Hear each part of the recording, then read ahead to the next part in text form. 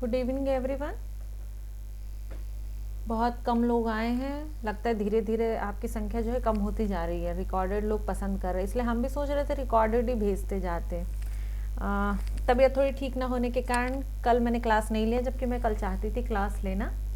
तो उसका एक रिकॉर्डेड जो है वीडियो है 30-40 मिनट का है। इसके पहले का जो टॉपिक है वो रिकॉर्ड कर दिया है, वो आपको कल सुबह मिल जाएगा, यूट्यूब पे आ जाएगा, आप वहाँ से देख लेना, है ना।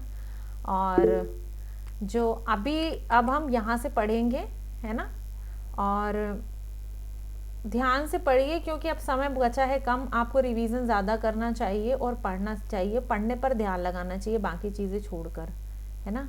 क्योंकि एक सफलता का मूल मंत्र यही है, जब आप फोकस हो जाते हैं, मतलब एकाग्र चित्त होके सिर्फ एक ही जगह ध्यान देते हैं, सिर्फ अपनी पढ़ाई पर ध्यान देंगे और पढ़ाई करेंगे, तो एग्ज़ाम में फिर सारे क्वेश्चन जो हैं रिवाइज होंगे, याद आएंगे। अगर आप अभी ही पढ़ेंगे नहीं, सोचेंगे कि एग्ज़ाम के टाइम पे ही सारा पढ़ लेंगे, तो बहुत दिक्कत होगी। क्योंकि देखिए, मेहनत आपकी है और फल भी आपको ही मिलेगा। अभी आज मेहनत करेंगे तो, है ना, और सोचेंगे कि बाद में कर लेंगे, बाद में कुछ हो जाएगा, तो बात कभी नहीं आता है, कल कभी नहीं आता है। जो है आज है, धीरे धीरे पूरा पढ़ते चलिए। एक वो था कि प्लेलिस्ट वाला, तो एक प्लेलिस्ट जो है वो 4th वाले खंड की पूरी बन गई थी, तो वो बन चुकी है। ये लास्ट क्लास है उसकी। आज ये जितना इस टॉपिक को मुझे कंप्लीट करना है। अगर ये टॉपिक कंप्लीट नहीं होगा तो इसका ज़्यादा से ज़्यादा 15-20 मिनट का एक वीडियो और बनेगा, इससे ज़्यादा नहीं होगा। तो वो वैसे ये वाला जो है सफिशिएंट होगा और आज कंप्लीट हो जाएगा खंड 4 आपका। और नोट्स जो हैं आपके खंड 2 और 3 के जो हैं कल कुछ नोट्स दे दिए जाएंगे। मोस्ट प्रोबेबली 14 या 15 तारीख तक जो है आपको सारे नोट्स मिल जाएंगे, ठीक है, दोनों खंड के। और क्लासेस भी मेरी कोशिश ये है कि कुछ क्लासेस जो है रिकॉर्डेड फॉर्म में भी आपको दे दी जाए, और कुछ लाइव ये जो शाम को चलती है ये चलेगी ही, लेकिन इसके अलावा भी कुछ रिकॉर्डेड फॉर्म में मिल जाए तो आपको पढ़ने में आसानी होगी, ताकि आप जल्दी जल्दी रिवाइज कर पाएँ, ठीक है। वैसे अब ये जो कठिन टॉपिक है, आज इसका लास्ट डे है, इसमें से बहुत सारी चीज़ें हम पहले भी पढ़ चुके हैं और वही थोड़ा कुछ इसका रिपीटेशन होगा। और बाकी जो है, जो 2 टॉपिक्स और बचे हुए हैं, 2 खंड और बचे हुए हैं, तो वो भी इस हफ्ते में मोस्ट प्रोबेबली इस हफ्ते या मैक्स मंडे तक वो सारे कंप्लीट हो जाएंगे आपके, ठीक है। उसके बाद में सिर्फ आपका रिवीजन बचेगा, जो आपको खुद ही करना पड़ेगा रिवीजन। एक और चीज़ है कि खंड 4 की जैसे प्लेलिस्ट बनी थी, ऐसी खंड 1 की भी प्लेलिस्ट बना दी है। उसमें सिर्फ एक ही टॉपिक छूटा हुआ है, एक ही क्लास छूटी हुई है, तो वो भी एज सून एज पॉसिबल जो है उसको भी रिकॉर्ड करके अपलोड कर देंगे, तो वो खंड भी आपका पूरा कंप्लीट हो जाएगा, ठीक है। तो चलिए अब हम आगे स्टार्ट करते हैं। बेसिक जो चीज़ें थी वो मैंने आपको के साथ शेयर कर दी है, और आई होप आपकी पढ़ाई अच्छी चल रही होगी, क्योंकि बहुत कम लोग आ रहे हैं अब, इसलिए मुझे लग रहा है आप लोग पढ़ भी रहे हैं या नहीं पढ़ रहे हैं, ये भी एक बड़ा प्रश्न चिन्ह है। देखिए, किसी के साथ आप किसी पढ़ेंगे या नहीं पढ़ेंगे, वो अपने लिए पढ़ेंगे, तो जो अच्छा है या नहीं है ना, तो खुद को धोखा मत दीजिए। पढ़ाई एक ऐसी चीज़ है जो कभी बकाया नहीं रखती। आप पढ़ेंगे, आपको उसका रिजल्ट मिलेगा, ठीक है। ईमानदारी से पढ़ेंगे, ईमानदारी वाला मिलेगा। और देखो, ऐसा है कि अभी वैलेंटाइन ऐसा है कि पूरी ज़िंदगी वैलेंटाइन मनाना है, तो वैलेंटाइन डे के चक्कर में मत पड़ो कि 14 फरवरी है तो उसके चक्कर में आप अपना अमूल्य समय गवाए।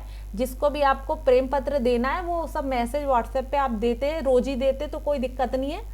तो वैलेंटाइन के चक्कर में अपना समय मत बर्बाद करें, पढ़ाई पे फोकस कर ले, उसके बाद जिंदगी भर वैलेंटाइन ही मनाएंगे, ठीक है ना।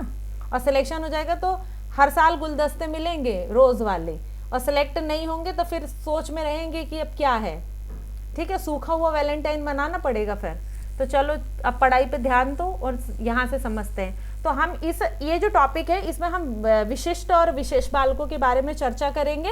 इसके पहले वाली क्लास रिकॉर्डेड फॉर्म में कल सुबह मिल जाएगी आपको।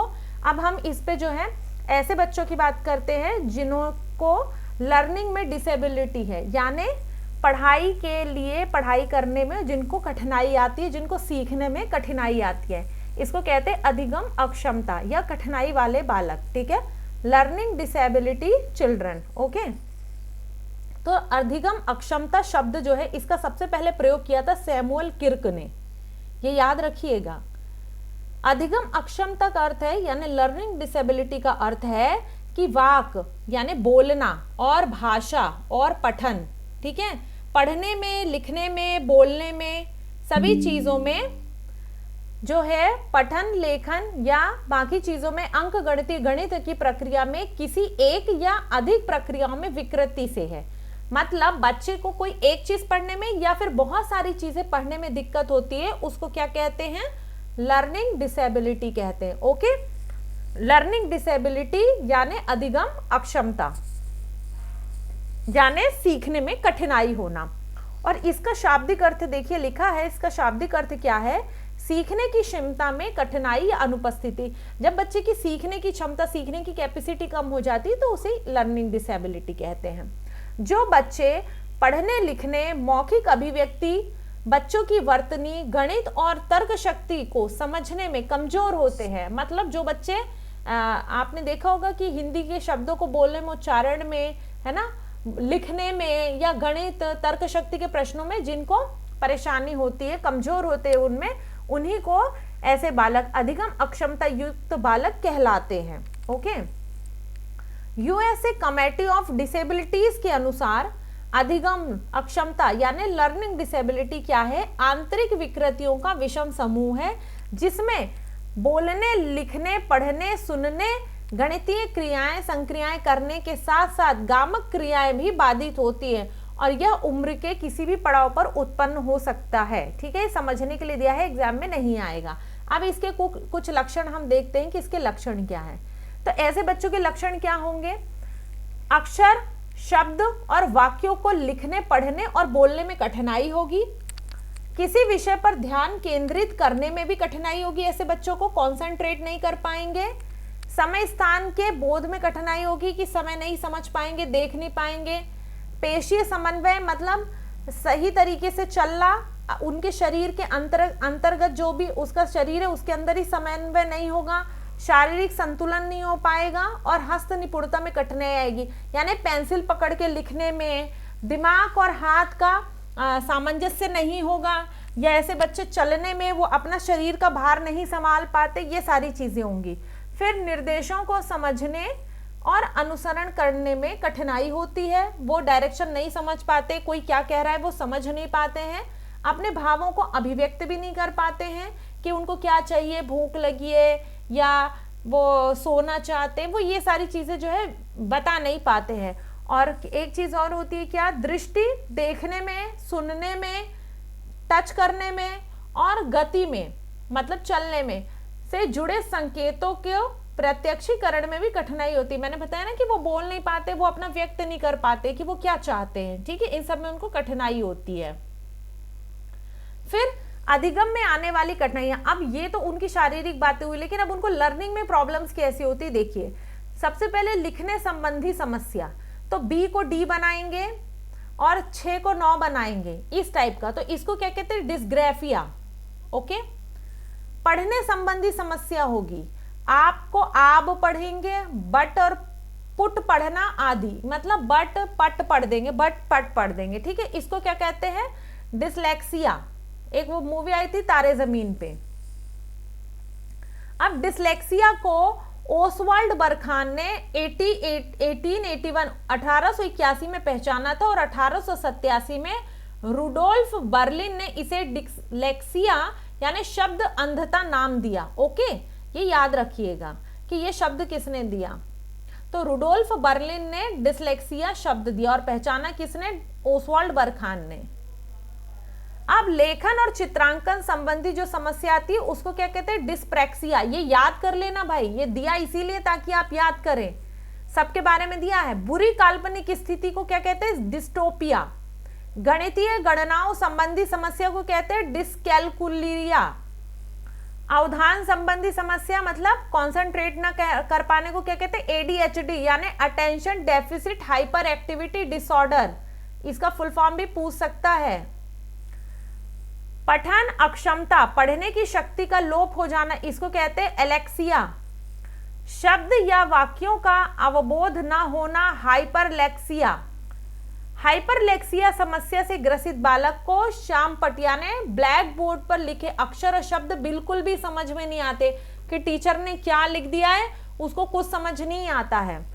शुद्ध रूप से लिखावट संबंधी अक्षमता, आंख व हाथ में सही समन्वय न होने से, इसको कहते हैं एग्राफिया, मतलब वो देखकर जो लिखता है वो भी सही नहीं लिख पाता है, समझ रहे हैं, जो देखकर भी लिखना है तो वो सही नहीं लिख पाता, उसको कहते हैं एग्राफिया। फिर गणित के संकेत, नंबर आदि को पढ़ने और समझने में जो कठिनाई होती है उसको लेक्सिकल, भाषा संबंधी विकृति होती है, मौखिक भाषा संप्रेषण नहीं कर पाना, इसको कहते हैं अफेसिया, भाषाघात। जन्म से ना होकर बाद में किसी चोट से मानसिक विकृति के कारण विचार व्यक्त न कर पाना या बोल नहीं पाना, ये कहते हैं डिस्फेजिया। यानी कि जब बच्चा पैदा होता है तब उसके अंदर सब कुछ सही होता है, बट बाद में किसी चोट के कारण क्या होता है, वो बोल नहीं पाता या कोई मानसिक विकृति आ जाती है जब चोट के कारण, तो उसको कहते हैं डिस्फेजिया। कम आयु में यदि वृद्धावस्था के लक्षण आ जाते तो इसको कहते हैं प्रोजेरिया। इसमें शायद कोई मूवी बनी थी, प्रोजेरिया पे कोई मूवी आई थी। स्वयं के बारे में, शारीरिक सौंदर्यता के बारे में भ्रमित रहना, जैसे स्वयं को सुंदर समझना या कुरूप समझना, इसको कहते हैं डिस्मॉर्फिया। यानी स्वयं को या तो बहुत ज्यादा खूबसूरत समझेगा या अपने आप को सबसे बदसूरत समझेगा, तो इसको क्या कहेंगे, डिस्मॉर्फिया। मानसिक तनाव संबंधी विकार या तनाव की गंभीर अवस्था को कहते हैं डिस्थीमिया। वर्तनी संबंधी विकार, इसको कहते हैं डिसऑर्थोग्राफिया। ओके, ऊंचाई से डर लगना को क्या कहेंगे, अल्टोफोबिया। अल्टो यानी ऊंचाई होता है और फोबिया यानी डर होता है, ठीक है। ऊंचाई से डर लगना यानी एक्रोफोबिया या अल्टोफोबिया। व्यक्ति का सामान्य व्यवहार लेकिन समाज या समूह में जाने पर शर्मीला व्यवहार, सामाजिकता का अभाव, स्वयं परायणता।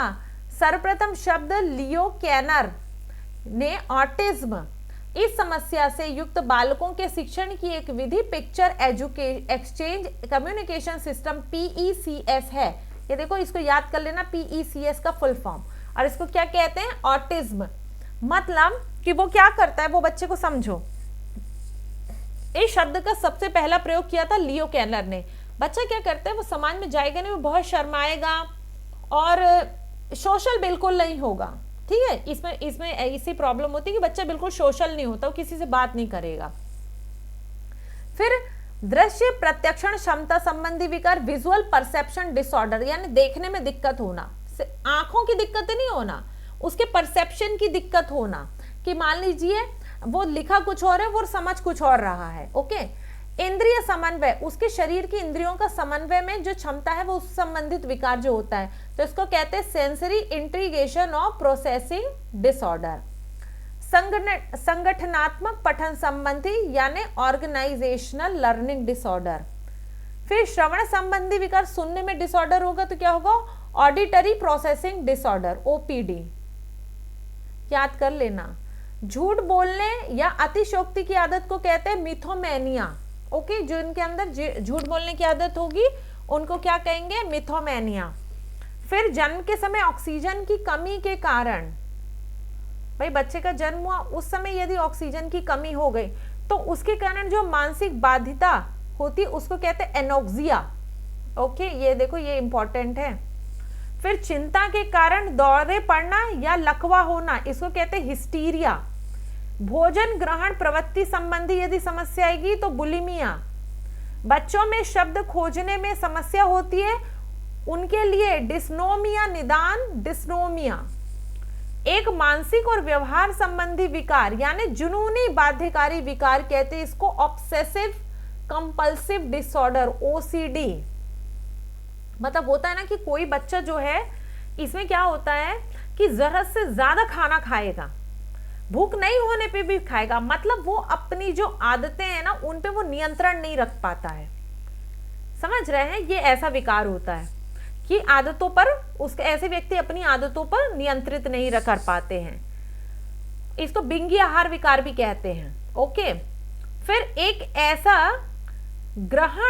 आहार ग्रहण संबंधी विकार है जिसमें व्यक्ति स्वयं को भूखा रखकर दुबला बनने का कठिन प्रयास करता है। देख लो कौन कौन इस टाइप का प्रयास कर रहा है।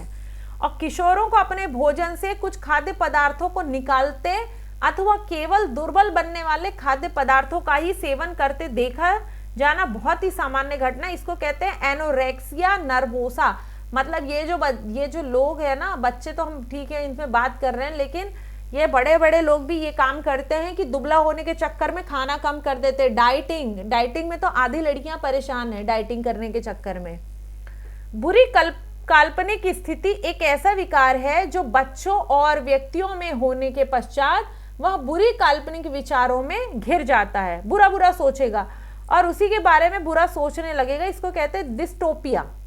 संप्रेषण संबंधी अक्षमता, डिस्फेसिया, मतलब बोलने में, अपने कम्युनिकेशन में प्रॉब्लम होना। स्नेलल चार्ट दृष्टिबाधित बच्चों के लिए है, मतलब ये क्या है, स्नेलन चार्ट। ओके, जिनको दिखाई नहीं देता उनके लिए चार्ट बनाया गया है, और बनाया किसने, स्नेलन ने। निशक्त बालकों की शिक्षा के लिए समावेशी शिक्षा की जरूरत होती है।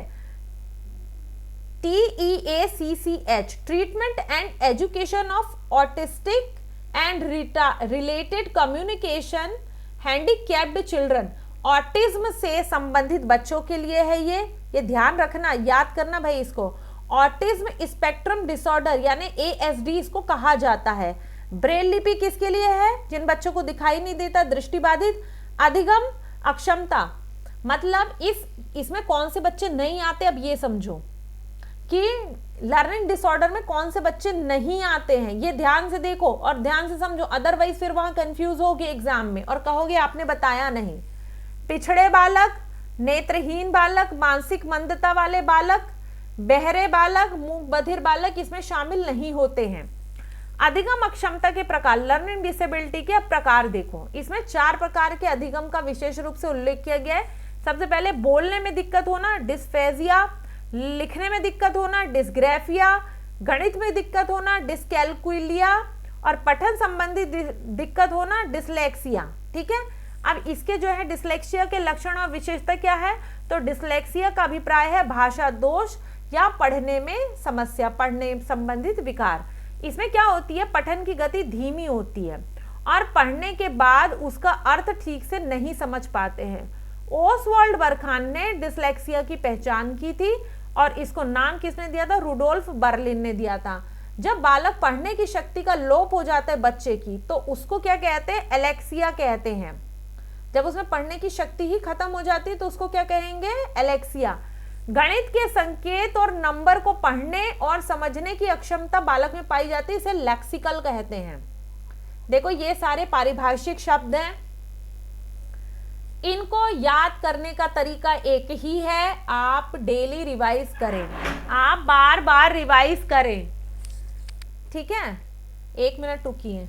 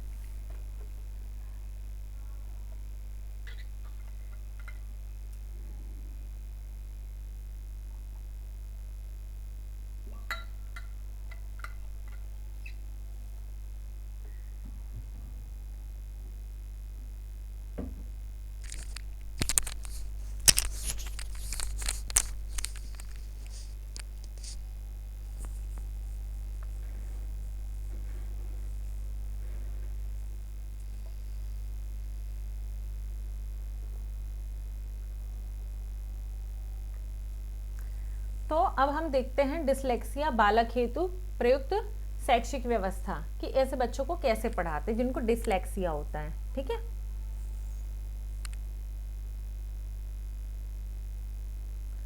ऐसे एग्जाम में आएगा नहीं, लेकिन आपको पता होना चाहिए ये समझने के लिए, बाकी ऊपर वाली जो सारी चीजें वो याद होनी चाहिए, उसमें से पूछ सकता है। ठीक है ना,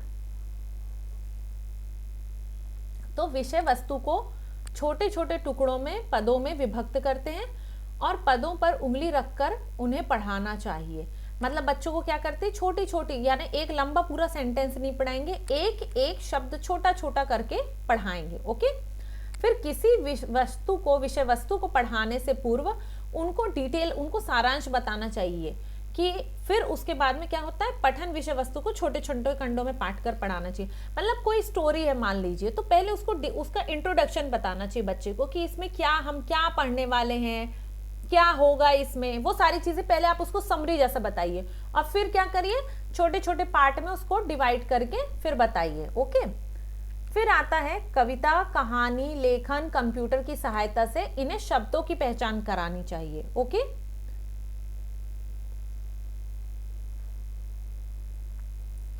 फिर एक जैसे दिखने वाले शब्दों को साथ साथ में लिखवाकर उनमें अंतर करके पढ़ाना चाहिए।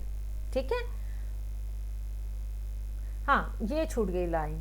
कठिन शब्दों को इन्हें उल्टा सीधा करके पढ़ाना सिखाना चाहिए। जैसे COW काउ, VOC वोक, वेल, यानी एक्चुअली क्या होता है ना, बच्चे इन्हीं शब्दों में कंफ्यूज हो जाते हैं, वो उल्टा देखने लगते हैं। तो उनको क्या है, शब्दों को उल्टा सीधा रख के पूरा पढ़ाएंगे तो बच्चे समझ पाएंगे कि नहीं इसका मीनिंग ये है, इसका मीनिंग कुछ नहीं होता। ओके। फिर जैसे गुण या गुण, ये हिंदी का है। पढ़ना या पठना, पढ़ना में अंतर है। देखो, पढ़ना, पठना और पढ़ना तीनों में अंतर होता है। गुण और गुण दोनों में अंतर है। तो ये बच्चों को एक एक शब्द लिखकर और फिर उसका अंतर बताना चाहिए। डिस्ग्राफिया, इसमें क्या होता है, ये लेखन संबंधी जो है मतलब अक्षमता है। बच्चे को जब सही तरीके से लिखते नहीं आता है, मतलब उचित प्रयास करने के बाद, शिक्षक के समझाने के बाद भी वो लिखने में गलतियां करता है, शुद्धियां करता है, तो ऐसे लेखन संबंधी विकृति को क्या कहते हैं, डिस्ग्राफिया कहते हैं। डिस्ग्राफिया ग्रसित बालक अक्षरों को छोटे और बड़े लिखते हैं, दाएं व बाएं का उचित ध्यान नहीं रख पाते हैं। ठीक है, कहीं छोटा लिखेगा, कहीं बड़ा लिखेगा। ऐसे बच्चे लिखते समय प्रायः शब्द व अक्षर का लोप कर देते हैं। कोई शब्द बीच से गायब कर देंगे, है ना, या कोई अक्षर ही गायब कर देंगे। कलम पकड़ने का इनका तरीका सही नहीं होता, मतलब पेन सही तरीके से नहीं पकड़ते हैं। ओके। डिस्ग्राफिया बालक की शिक्षा, ऐसे बच्चों को कैसे पढ़ाना चाहिए, तो सबसे पहले इनको क्या कहें, कठिन शब्दों का अभ्यास कराना चाहिए। फिर क्षतिपूर्ति विधि, क्षतिपूर्ति विधि की सहायता से इन्हें कठिन शब्दों का अभ्यास कराया जा सकता है। जैसे राजस्थान को क्या, राज करके बिंदी रखना, महाराष्ट्र को महा रख के बिंदी करना। तो ऐसे ही इनको क्या है, पहले बोलना सिखाएंगे और छोटे छोटे शब्द लिखवाएंगे और फिर इनको डिटेल में लिखवाना प्रारंभ करेंगे।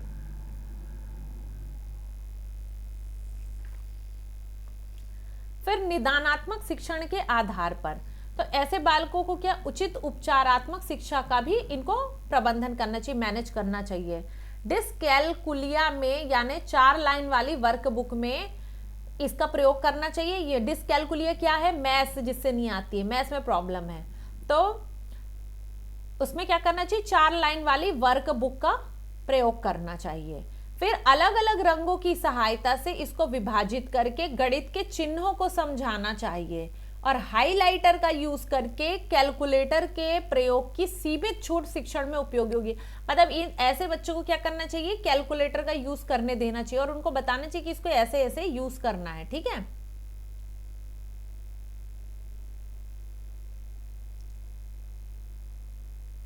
अब आते हैं प्रॉब्लमैटिक चिल्ड्रन। ठीक है,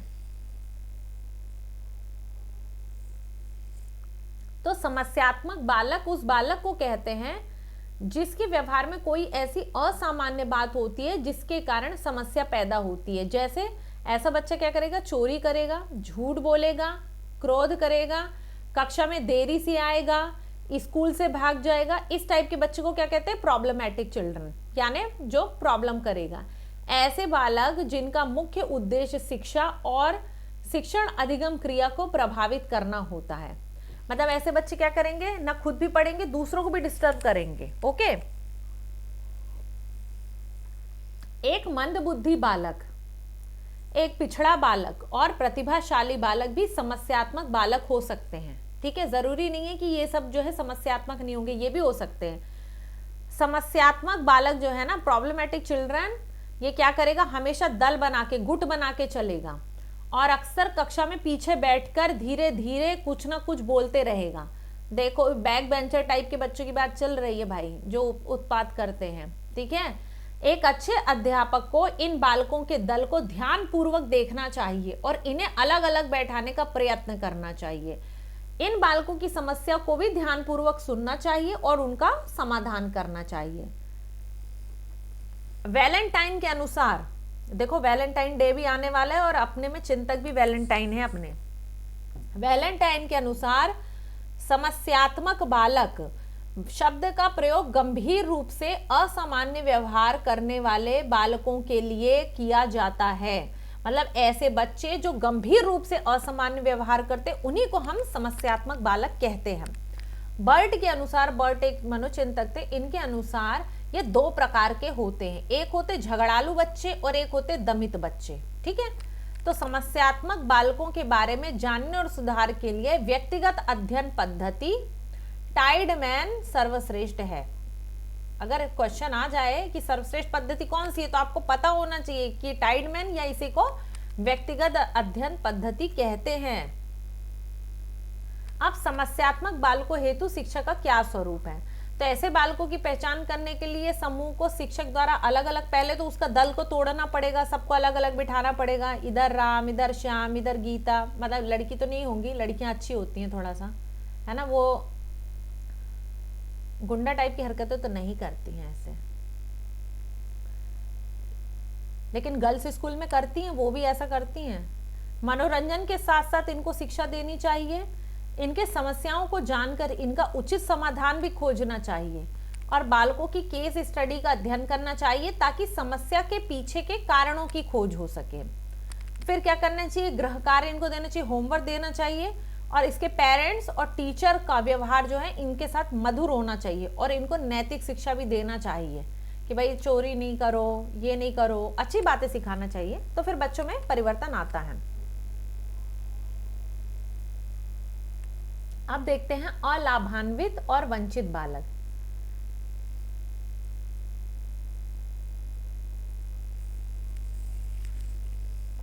अलाभान्वित बालक क्या होते हैं?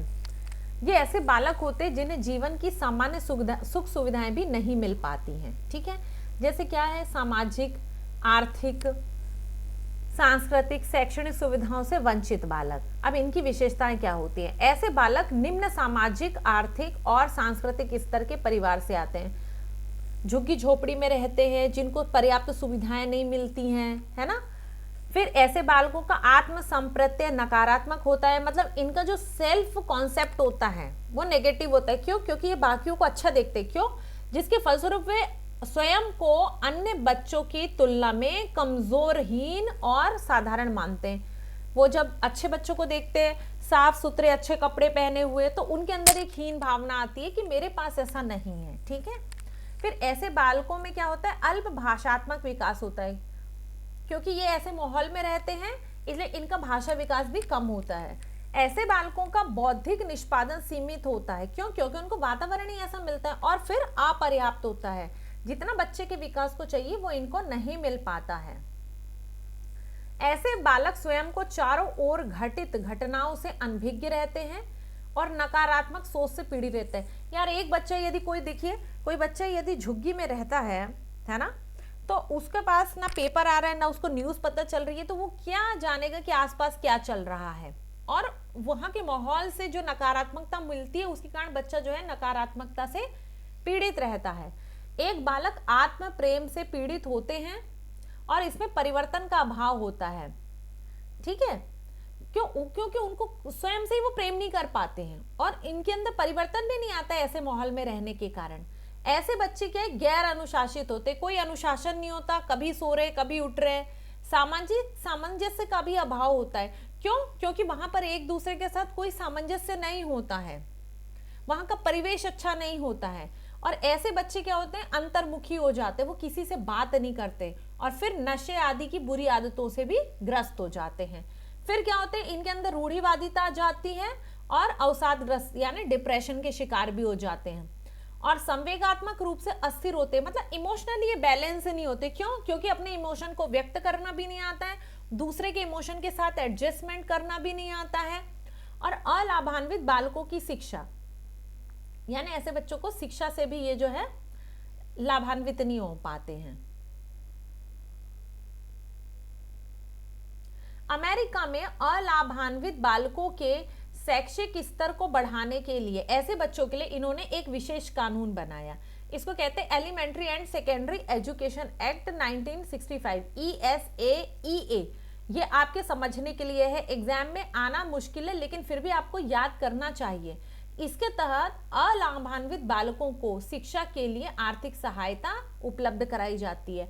मतलब कि ऐसे बच्चे जिनको इस जो शिक्षा से वंचित रह जाते हैं इस प्रकार के, तो उनके लिए अमेरिका ने अपने यहाँ ऐसा नियम बनाया। अब भारत में क्या हो रहा है ये देखते हैं। भारत में ऐसे बालकों के शैक्षिक स्तर को बढ़ाने के लिए यानी इनको शिक्षित करने के लिए भारत सरकार द्वारा निःशुल्क शिक्षा योजना लागू की गई है और इसके तहत बालकों को निःशुल्क शिक्षा उपलब्ध कराई जाती है। राइट टू एजुकेशन इसीलिए लाया गया है ना। ये सब आपको याद रखना है कि ये क्या है, 86वां संविधान संशोधन 2002। आपको सब चीजें ये सब रिवाइज करते चलना है, भूलना नहीं है भाई।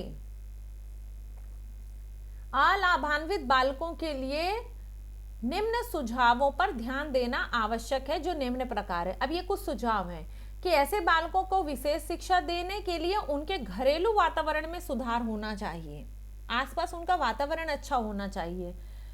ऐसे बच्चों की संख्या जहां ज्यादा है वहां पर क्या हो, शैक्षिक अभियान चलाना चाहिए, कैंपेन चलाना चाहिए स्पेशल।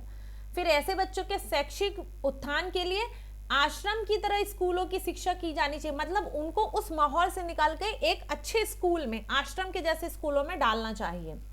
ऐसे बालकों की शिक्षा के लिए सरकार द्वारा सफलता का मूल्यांकन किया जाना चाहिए कि जिन क्षेत्रों में पर्याप्त सफलता नहीं मिली हो उन कारणों का पता लगाकर और उनमें आवश्यकता अनुसार परिवर्तन लाके उसको अधिक प्रभावशाली बनाना चाहिए।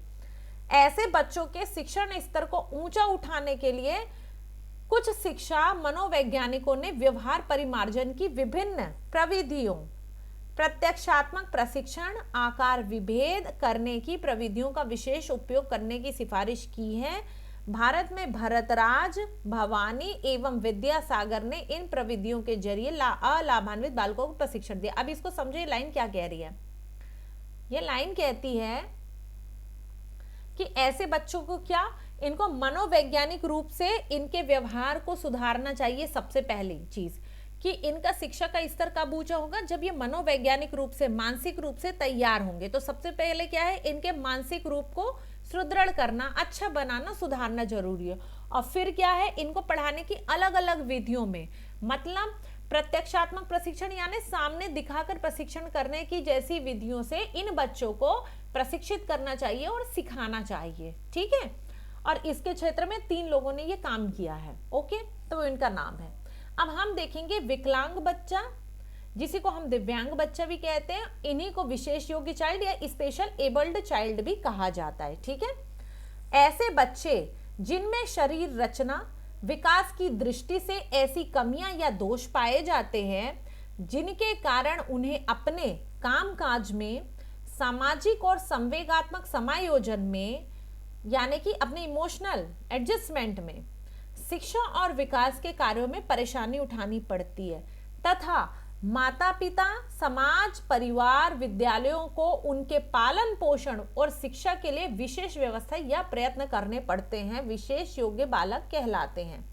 देखो, ऐसे बच्चे जिनमें शरीर की संरचना में या विकास में कोई कमी या दोष होता है, ठीक है, और जिसके कारण उनको अपनी सामान्य दिनचर्या में, अपने सोशल बिहेवियर में, अपने डेली रूटीन के कामों में, इसमें यदि दिक्कत होती है तो ऐसे बच्चों को हम क्या कहते हैं, दिव्यांग बच्चे कहते हैं। ठीक है, ये अब शारीरिक रूप से विकलांग बालकों या दिव्यांग बच्चों को फिजिकल हैंडीकैप्ड चिल्ड्रन के लिए ही विशेष योग्य बालक यानी स्पेशली एबल्ड चिल्ड्रन शब्द का प्रयोग किया जाता है। ये ध्यान रखो, याद रखो, पक्का ऐसे एग्जाम में क्वेश्चन पूछ सकता है कि स्पेशली एबल्ड चाइल्ड किसको कहते हैं, तो दिव्यांग बच्चे को कहते हैं। ओके, अब देखो, जिन बालकों के शरीर का कोई अंग जन्म से ही दोषपूर्ण होता है, ओके, या फिर किसी बीमारी या चोट दुर्घटना आदि के कारण कोई अंग दोषपूर्ण हो जाता है तो बालक क्या है, विकलांग बालकों की श्रेणी में आते हैं।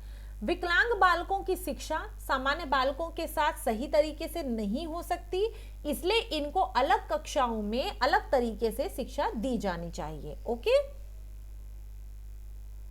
भाई, किसी बच्चे को यदि सुनाई नहीं देता है और वो ऐसी क्लास में बैठा है जिसमें बाकी 30 बच्चों को सुनाई दे रहा है, तो टीचर जब 30 बच्चों के हिसाब से पढ़ाएगा और बच्चे को यदि सुनाई ही नहीं देगा, समझिए, तो वो बच्चा कैसे पढ़ पाएगा। तो उसके लिए क्या चाहिए, अलग प्रकार की शिक्षा चाहिए, उसको सांकेतिक शिक्षा से पढ़ाना होगा। इसलिए ऐसे बच्चों के लिए अलग प्रकार का स्कूल और अलग टीचर होने बहुत आवश्यक है। ठीक है, अब शारीरिक रूप से विकलांग बालकों के प्रकार, देखो बालकों के प्रकार ये मैंने पहले भी आपके साथ शेयर किया था ताकि आप इसको पढ़ लें। तो शारीरिक विकलांगता को मुख्य रूप से निम्न भागों में विभक्त किया गया है। अपंग या अस्थि विकार वाला बालक, है ना, जिसको हड्डियों या जोड़ों से मांसपेशियों से जुड़ी गतिविधियों को करने में प्रॉब्लम होती है। ठीक है, फिर आते हैं अंधे या अर्ध अंधे बालक यानी ब्लाइंड चाइल्ड। ऐसे बच्चों को ब्रेल लिपि से पढ़ाते हैं और इस पद्धति का विकास लुईस ब्रेल ने 1830 में किया था। पिछले बार इससे क्वेश्चन आया था। ठीक है, अब देखो इसमें पढ़ाने जैसा कुछ नहीं है, ये तो आप देख के भी पढ़ सकते हैं, इसमें सब चीज दिया है। बौद्धिक अक्षमता, दिव्यांगजन अधिकार अधिनियम 2016 के अनुसार दिव्यांगता के कितने प्रकार पहचाने गए, 21 प्रकार। ठीक है, और इन 21 प्रकारों के बारे में यहाँ पे सारी चीजें एक एक दी गई हैं, सारा डिटेल लिया है कि समान उम्र के बच्चों की तुलना में ये जो है धीरे धीरे सीखते और विकास करते, दूसरों के साथ संवाद करते हैं, IQ परीक्षणों पे इनका औसत स्कोर कम होता है, देर से बात करने में इनको कठिनाई होती है। ठीक है, दृष्टि की समस्या भी होती है, दौरे भी आते हैं, सुनने की समस्या हो सकती है, कोई और स्वास्थ्य समस्या हो सकती है। ठीक है, फिर ये मानसिक बीमारी मेंटल इलनेस है, तो हर चीज के बारे में दिया हुआ है। अब मैं इसको पढ़ के बताऊं, इससे बेटर है आप पढ़ ले। यदि कोई समस्या कहीं आपको आती है, वैसे तो आएगी नहीं क्योंकि हम इन सब पर बात कर चुके हैं भाई। स्वलीनता यानी ऑटिज्म स्पेक्ट्रम डिसऑर्डर, जो अकेले रहना पसंद करते हैं, जिनके अंदर जीन तंत्रिका अवस्था रहती है, रीढ़ की हड्डी में खराबी हो जाएगी, मस्तिष्क में पानी भर जाएगा, उसके अंदर ये वाली प्रॉब्लम होगी। ठीक है, मैं मोटा मोटा बता देती हूँ, बाकी अब डिटेल पढ़ लेना, है ना, कुछ नहीं है, सिर्फ पढ़ना है। फिर क्या है, दृष्टि बाधित जिनको दिखाई नहीं देता, अल्प दृष्टि जिनको कम दिखाई देता है, वाग दोष भाषा जो बोल नहीं पाते, हकलाते हैं बच्चे, श्रवण विकलांगता जिनको सुनने में प्रॉब्लम होती है। ठीक है, अब ये देखो ये उसका दिया हुआ है डिटेल की, ऐसे बच्चों को जो देखने में प्रॉब्लम होती है उसको क्या मायोपिया कहते हैं, जो दूर की वस्तु देखने में दिक्कत होती है जिनको, उनको मायोपिया कहते हैं। और दृष्टिबाधित छात्रों के लिए राष्ट्रीय दृष्टिबाधित संस्थान देहरादून में स्थित है, ये याद कर लो, एग्जाम में पूछ सकता है। फिर बहरे और अर्ध बहरे बालक, डीफ चाइल्ड, तो बहरा बालक होगा जिसको कोई आवाज सुनाई नहीं देती, तो ये जन्म से प्रायः गूंगे होते हैं। जिन लोगों में सुनने की शक्ति कमजोर होती है वो अर्ध बहरे होते हैं। मूक बधिर बालकों के लिए ओष्ठ लिपि यानी सांकेतिक लिपि द्वारा शिक्षा होती है। ठीक है, अब ये देखो इसमें क्या है, गति जनित क्षमता, मतलब हाथ पैर कट जाना या इन प्रॉब्लम के कारण वो चलने में दिक्कत होती है। फिर सेरेब्रल प्लाल्सी, ये पढ़ाया भी है मैंने, मस्तिष्क पक्षाघात क्या होता है। फिर कुष्ठ रोग, फिर बौनापन यानी हाइट नहीं बढ़ती है, मांसपेशियों मस्कुलर डिस्ट्रॉफी,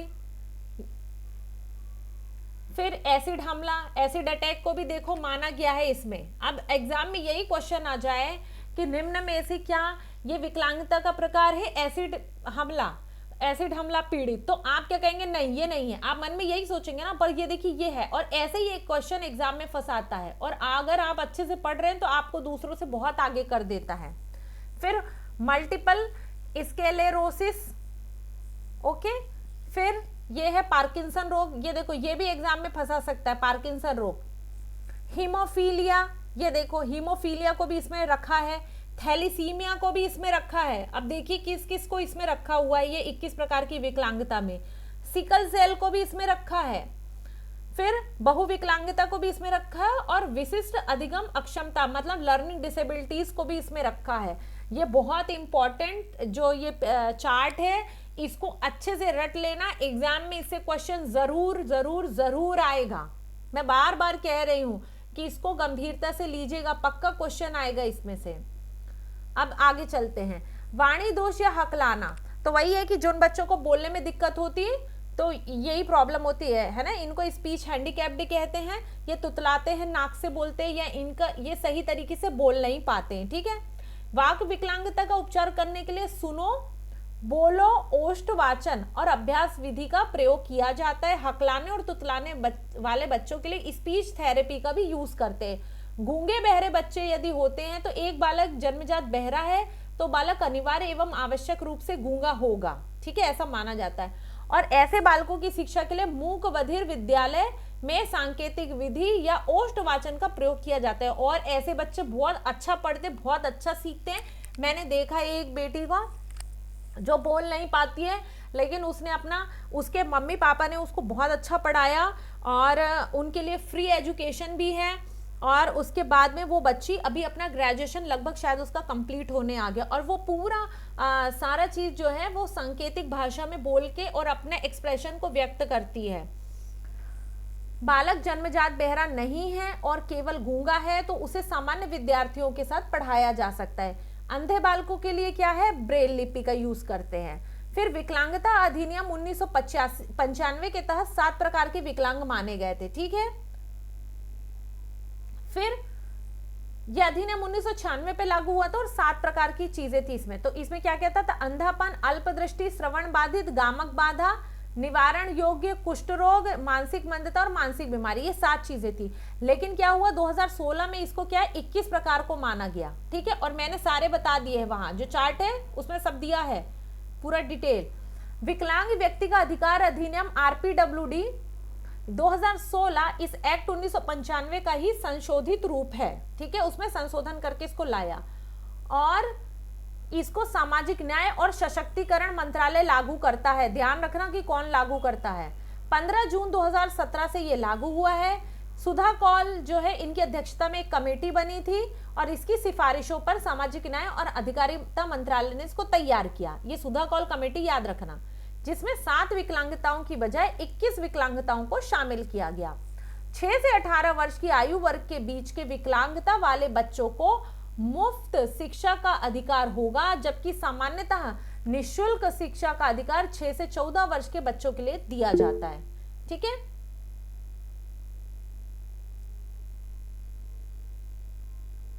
इस प्रकार विकलांगता वाले व्यक्तियों के लिए शारीरिक प्रतिष्ठानों में सरकारी नौकरियों में 3% के आरक्षण को बढ़ा के अब 4% का आरक्षण कर दिया है। ध्यान रखना इसको, ओके। और इस अधिनियम में बेंचमार्क विकलांगता यानी 40% न्यूनतम विकलांगता के शिकार लोगों को शिक्षा और रोजगार में आरक्षण का लाभ देने का भी प्रावधान है। ऐसे लोगों को सरकारी योजनाओं और अन्य प्रकार की योजनाओं में प्राथमिकता दी जाती है, ठीक है। अब इनके लिए एक बहुत अच्छा, बहुत बढ़िया अभियान सुगम्य भारत अभियान चलाया गया। इसके बारे में ये क्वेश्चन जरूर आ सकता है। तो दिव्यांग जनों को सशक्त बनाने के उद्देश्य से भारत सरकार ने 15 दिसंबर 2015 को, डेट याद रखें, 15 दिसंबर 2015 को सुगम्य भारत अभियान का शुभारंभ किया। इसका उद्देश्य क्या था? उद्देश्य देखिए, दिव्यांग जनों के लिए एक सक्षम और बाधा रहित वातावरण सुनिश्चित करना। और इस अभियान के 3 प्रमुख उद्देश्य थे। पहला, विद्यमान वातावरण में सुगम्यता सुनिश्चित करना, परिवहन प्रणाली में सुगम्यता लाना, ज्ञान एवं ICT के माध्यम से, इंफॉर्मेशन टेक्नोलॉजी के माध्यम से दिव्यांगों को सशक्त बनाना, ठीक है। ये 3 चीजें थी इसमें, प्रमुख उद्देश्य 3 थे, ओके। फिर देखो, ये जो है आपने देखा होगा कि हर जगह रैंप जो बने, और इसमें एक तो रैंप बनना, आपने देखा होगा दिव्यांग जन के लिए अलग टॉयलेट की व्यवस्था होना, चाहे वो ट्रेन हो या रेलवे स्टेशन हो, बस स्टैंड हो, यहाँ पर अलग इनके लिए अलग सुविधाएं, अलग शौचालय की व्यवस्था कराई गई। और इंफॉर्मेशन टेक्नोलॉजी में और इनके लिए बहुत सारी अलग अलग चीजें की गई। अब उसको हम आगे देखते हैं, ठीक है। तो सुगम्य पुस्तकालय, सुगम्य पुस्तकालय क्या है कि 2016 में एक ऑनलाइन मंच तैयार किया गया, सुगम पुस्तकालय, जहां दिव्यांग जन इंटरनेट के माध्यम से लाइब्रेरी से संबद्ध सभी प्रकार की उपयोगी पुस्तकों को पढ़ सकते हैं। मतलब जो बच्चे जो दिव्यांग हैं उनके लिए ये एक ऑनलाइन मंच बनाया गया, ठीक है, ऑनलाइन वेबसाइट बनाई गई। फिर क्या है, इसमें नेत्रहीन बच्चे जिनको दिखाई नहीं देता उनके लिए अलग से व्यवस्था की गई है। तो इसमें नेत्रहीन व्यक्ति भी अपनी पसंद के किसी भी उपकरण जैसे मोबाइल फोन, टैबलेट, कंप्यूटर इत्यादि का उपयोग कर ब्रेल डिस्प्ले की मदद से पढ़ सकते हैं। ठीक है, ब्रेल लिपि से पढ़ सकते हैं। फिर आता है यूडीआईडी कार्ड। तो यूडीआईडी कार्ड ये एग्जाम में आ सकता है। यूडीआईडी कार्ड भारत सरकार द्वारा वेब आधारित असाधारण दिव्यांग पहचान यानी यूनिक डिसेबिलिटी आइडेंटिटी कार्ड शुरू किया गया है। ये बहुत इंपॉर्टेंट है, इसको याद रखिएगा, यूडीआईडी कार्ड। ठीक है। फिर आती है स्वावलंबन योजना। इसमें दिव्यांग व्यक्तियों को कौशल और प्रशिक्षण दिया जाता है, इसके लिए ये एक राष्ट्रीय कार्य योजना है। फिर सेरेब्रल पाल्सी एक प्रगतिशील स्थिति नहीं है, अर्थात एक समय के साथ और खराब नहीं होता है। ठीक है। मस्कुलर डिस्ट्रॉफी, ये वही जो डिसेबिलिटीज है उन्हीं के बारे में और थोड़ी चीजें दी हुई हैं। मस्कुलर डिस्ट्रॉफी एमडी न्यूरोमस्कुलर आनुवांशिक विकारों का एक समूह है जो मांसपेशियों की कमजोरी और मांसपेशियों के नुकसान का कारण बनती है। मस्कुलर डिस्ट्रॉफी एक प्रगतिशील स्थिति है जिसका अर्थ है यह समय बीतने के साथ खराब होता जाता है। तो मस्कुलर डिस्ट्रॉफी समय बीतने के साथ खराब होता है और सेरेब्रल पाल्सी खराब नहीं होता है। क्रॉनिक न्यूरोलॉजिकल स्थिति, ये अल्जाइमर रोग, पार्किंसंस रोग, डिस्टोनिया, एएलएस, लू गेरहिक्स रोग, ठीक है, हंटिंगटन रोग, न्यूरोम मस्कुलर रोग, मल्टीपल स्क्लेरोसिस यानी सेंट्रल नर्वस सिस्टम को प्रभावित करने वाली स्थितियों और मिर्गी आदि बीमारियों को इसके अंतर्गत रखा गया है। तो इसके अंतर्गत इतनी सारी बीमारियों को रखा गया है। ठीक है।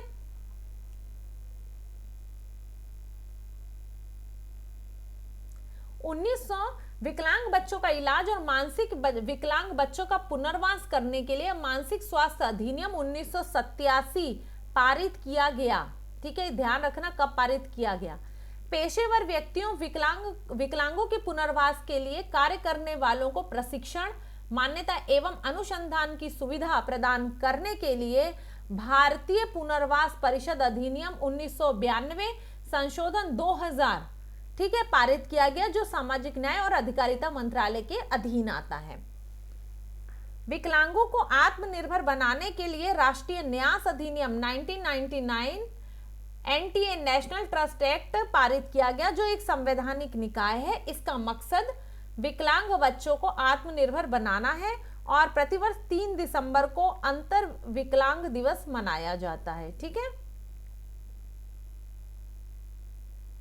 अब आती है एकीकृत शिक्षा योजना। तो ये क्या है कि डिसेबल्ड चिल्ड्रन के लिए ये जो है इंटीग्रेटेड एजुकेशन है। ये इसको कौन देखता है? शिक्षा मंत्रालय देखता है। पहले ये मानव संसाधन विकास मंत्रालय देखता था, जो अब शिक्षा मंत्रालय हो गया। फिर ये 1974 में हुआ, किंतु 92 में इसमें संशोधन हुआ। 1997 तक ये संचालित हुआ। फिर 1994 में इसे डीपीईपी यानी डिस्ट्रिक्ट प्राइमरी एजुकेशन प्रोग्राम इसका नाम कर दिया गया, और 2001 में इसको सर्व शिक्षा अभियान जो शामिल हुआ था 2001 का, उसमें इसको शामिल कर दिया था, इंक्लूड कर दिया था। ठीक है। अब आता है माध्यमिक स्तर पर विकलांग बच्चों की समावेशी शिक्षा। तो इसका संबद्ध मंत्रालय कौन है? शिक्षा मंत्रालय है। 2009-10 से प्रारंभ हुआ। 13 में राष्ट्रीय माध्यमिक शिक्षा अभियान RMSA के तहत इसको शामिल किया गया। इसका मकसद क्या है? विकलांग छात्रों को अच्छे वातावरण में 8 वर्ष तक प्राथमिक शिक्षा पूर्ण करने के बाद आगे के 4 वर्षों के लिए माध्यमिक शिक्षा हेतु सक्षम बनाना। अब विकलांग बच्चों के लिए निर्मित राष्ट्रीय शिक्षा नीति 2006। संबद्ध इसको कौन सा मंत्रालय देखता है? सामाजिक न्याय और सशक्तिकरण मंत्रालय। ठीक है। और सहायक नोडल एजेंसी शिक्षा मंत्रालय है। ये सहायक है, ये नोडल है। विशेष 6 वर्ष तक के विकलांग बालक की पहचान कर उसका उपचार करना, उसको समावेशी शिक्षा में शामिल करना।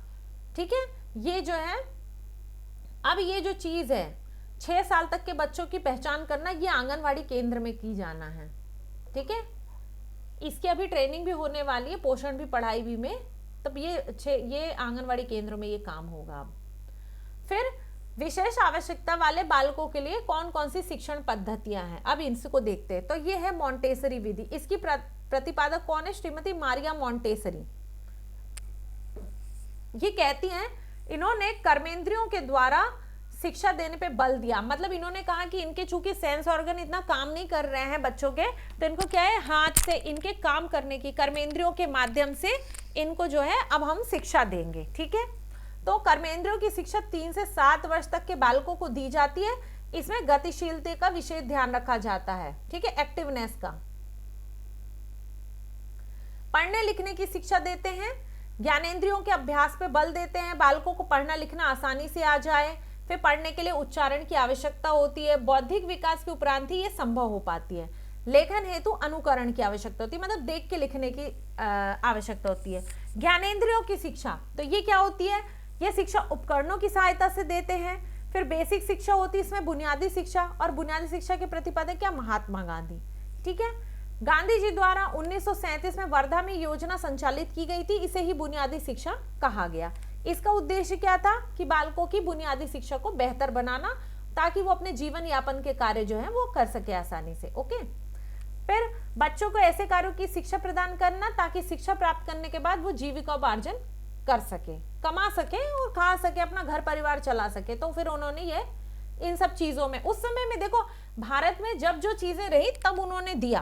अब आज के संदर्भ में आप इसको नहीं वो कर सकते, लेकिन गांधी जी ने तत्कालीन समय में अपने हिसाब से उस समय में बच्चों की बेहतरी और शिक्षा पर बहुत जोर दिया था। ठीक है, अब है डेक्राली योजना। ठीक है, डेकाली योजना, इसको देखते हैं। इसके प्रतिपादक कौन है? Ovide Decroly, doctor Ovide Decroly. इसमें क्या किया था? विद्यार्थियों को उनकी रुचि, क्षमता और योग्यता के अनुसार इन्होंने बांट दिया, और बांटने के बाद फिर इसको शिक्षित किया और स्वाभाविक वातावरण का कक्षा में निर्माण किया। मतलब एकदम नॉर्मल वे में पढ़ना है। अनौपचारिक शिक्षा पर विशेष बल दिया। उसने बोला कि नहीं, कोई ऐसा सिलेबस पाठ्यक्रम नहीं होना चाहिए कि आप डंडा मार के नहीं एक क्लास में इतना पढ़ लेना है फिर आगे जाना, नहीं, आप आराम से सीखिए, अनौपचारिक शिक्षा होगी।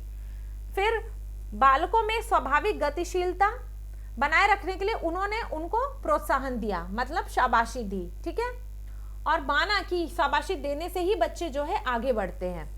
फिर बालक को जीवन जीने हेतु शिक्षा पर बल दिया जाता है। ओके, अब एक है समस्या समाधान विधि, इसको भी देखिए। इसके प्रतिपादक है किलपैट्रिक और जॉन डीवी। स्किनर के अनुसार समस्या समाधान एक ऐसी विधि है जिसमें सृजनात्मक चिंतन और तर्क जरूरी है। देखो, किसी भी समस्या का समाधान तब होगा जब आप उसके बारे में सोचेंगे, तर्क करेंगे। ठीक है, तो इन्होंने क्या किया? समस्या समाधान के स्टेप बताए हैं। सबसे पहले समस्या को देखना, चयन करना, फिर उसका प्रस्तुतिकरण करना, फिर उसके रिगार्डिंग क्या है, फैक्ट्स को एकत्रित करना, फिर परिकल्पना का निर्माण करना कि क्या हो सकता है, फिर समाधानात्मक निष्कर्ष पे पहुंचना, फिर मूल्यांकन करना और फिर कार्य का आलेखन करना, मतलब फिर कार्य को करना। ठीक है, अब ये है किंडरगार्टन विधि। तो किंडरगार्टन विधि जो है इसके प्रतिपादक थे फ्रेडरिक विलियम ऑगस्ट फ्रोबेल। ठीक है, ये मैंने एक दिन पढ़ाया था, कोई क्वेश्चन पेपर में ये सॉल्व कराया था, किंडरगार्टन विधि। और इन्होंने सर्वप्रथम किंडरगार्टन की संकल्पना प्रस्तुत की थी।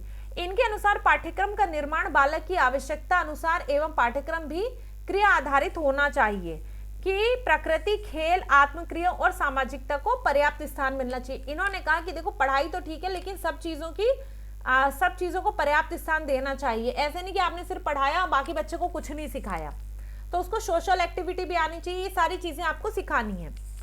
फिर ICSE, council for the Indian school certificate examination, ICSE का फुल फॉर्म है। इसकी स्थापना 1958 में की गई थी और हेडक्वार्टर नई दिल्ली में है। CBSE, central board of secondary education, स्थापना 1929 में, और ये संस्था शिक्षा मंत्रालय के अंतर्गत कार्य करती है। और ये क्या करती है? इंपॉर्टेंट NCERT जो सिलेबस तैयार करती है वो वाला ये चलाती है CBSE। केंद्रीय विद्यालय संगठन, 15 दिसंबर 1963 को इसकी स्थापना हुई थी। इसका एक बोर्ड होता है, शिक्षा मंत्रालय के अधीन ये कार्य करता है, और ये NCERT जो डिजाइन करती है सिलेबस उसको ये पढ़ाता है। इसका चेयरमैन कौन होता है? केंद्रीय शिक्षा मंत्री होता है। फिर जवाहर नवोदय विद्यालय, इनकी स्थापना 1986 में हुई थी, केंद्रीय शिक्षा मंत्रालय के अंतर्गत है। CBSE बोर्ड की बुक्स ये पढ़ाई जाती हैं। 6 से 12 तक रहता है, आवासीय परिसर रहता है यानी हॉस्टल रहते हैं, और एग्जाम होती है 5th क्लास में। जिन बच्चों का चयन होता है उनके रहने खाने की पूरी व्यवस्था होती है, पढ़ने की सब फ्री होता है यहाँ पर, ठीक है। फिर आता है EMRS, Eklavya model residential school. इसकी स्थापना 1999 में हुई। ये विशेष रूप से जनजातीय कार्य मंत्रालय के अंतर्गत आता है, भारत सरकार के। इसमें भी CBSE की तरह पढ़ाते हैं और 6 से 12 तक की शिक्षा दी जाती है। इसके अंदर भी हॉस्टल बनाए हैं और SC ST समुदाय के छात्रों को यहाँ पर रखा जाता है और उनको शिक्षा दी जाती है, ठीक है। फिर आते हैं CM राइज स्कूल। इसकी शुरुआत 11 जून 2021 को हुई। ये MP की योजना है और इसमें छात्रों को गुणवत्तापूर्ण शिक्षा दी जाती है। कस्तूरबा गांधी मेमोरियल ट्रस्ट, ये इंदौर में स्थित है। 1945 में स्थापना हुई थी और महात्मा गांधी द्वारा स्थापित ट्रस्ट है ये, ठीक है। अब NEP 2020 देखो। NEP क्या है? राष्ट्रीय शिक्षा नीति, ठीक है। राष्ट्रीय शिक्षा नीति जो है ये 2020 में आई। इसके पहले 1968 और 1986 में आई थी। ये अभी भारत की तीसरी राष्ट्रीय शिक्षा नीति है। भारत में केंद्र सरकार शिक्षा नीति लाता है। 1986 की जो शिक्षा नीति थी उसमें 92 में संशोधन हुआ था और अब नई शिक्षा नीति आई है जिसमें कहा गया है कि शिक्षा में GDP का 6% हम खर्च करेंगे, ठीक है। नई पाठ्यचर्या और शैक्षणिक संरचना कैसी होगी? 5 धन 3 धन 3 धन 4 के अनुरूप होगी। मतलब नर्सरी से लेके क्लास 2 तक को इसमें शामिल किया गया है 5 में। फिर 3, 4 और 5 कक्षा हुई, ये क्या हुआ? 3 क्लास। फिर 6, 7, 8 हुआ, ये 3 क्लास। और फिर क्या हुआ? 9, 10, 11, 11वीं और 12वीं, ये कितनी हुई? 4 क्लास। समझ गया? तो यही है 5, 3, 3, 4 फॉर्मूला, ये कोई अलग चीज नहीं है, ठीक है। 2030 तक समावेशी शिक्षा को पूर्ण रूप से लागू करना इसका उद्देश्य है। समावेशी शिक्षा मतलब ऐसी शिक्षा जिसमें पढ़ाई भी हो, रोजगार भी हो, सारी चीजें हो, है ना। वर्ल्ड क्लास लेवल पे हम अपनी शिक्षा को कैसे बेहतर कर सकते हैं, इसके साथ में ये शिक्षा नीति लाई गई है। अब इस शिक्षा नीति के बारे में समझिए। नए राष्ट्रीय मूल्यांकन केंद्र परख इसका नाम रखा गया है। Performance assessment, review and analysis of knowledge for holistic development की स्थापना की जा रही है, ठीक है। ये क्या है? नया राष्ट्रीय मूल्यांकन केंद्र परख, इसका फुल फॉर्म पूछ सकता है, याद रखिएगा। ये भी पूछ सकता है कि राष्ट्रीय शिक्षा नीति के तहत राष्ट्रीय मूल्यांकन केंद्र का नाम क्या है, तो आपको पता होना चाहिए कि इसका नाम परख है, ठीक है। और फिर ये परख का फुल फॉर्म है। राष्ट्रीय शिक्षा नीति का मूल उद्देश्य क्या है? भारत को वैश्विक ज्ञान की महाशक्ति बनाना, ओके। इसे 29 जुलाई 2020 को लागू किया गया था। कर्नाटक इसे लागू करने वाला पहला राज्य है। अब हम देखते हैं एम्बेडेड अधिगम, ये क्या कह रहा है? एम्बेडेड लर्निंग, ये क्या है? ये सीखने का वर्णन करता है। ये लर्निंग जो है सीखने का वर्णन करती है कि इसमें विद्यार्थी अधिक प्रेरित होता है और शैक्षिक कार्य में रुचि लेता है और रुचि के साथ करता है। तो इसको क्या है? सीखने में जो कमजोर बच्चों को तत्काल सहायता मिलती है और गैर अधिगमनात्मक तकनीक को भी इसमें शामिल किया जाता है। मतलब जो लर्निंग की टेक्निक नहीं होती है उनको भी इसमें शामिल किया जाता है।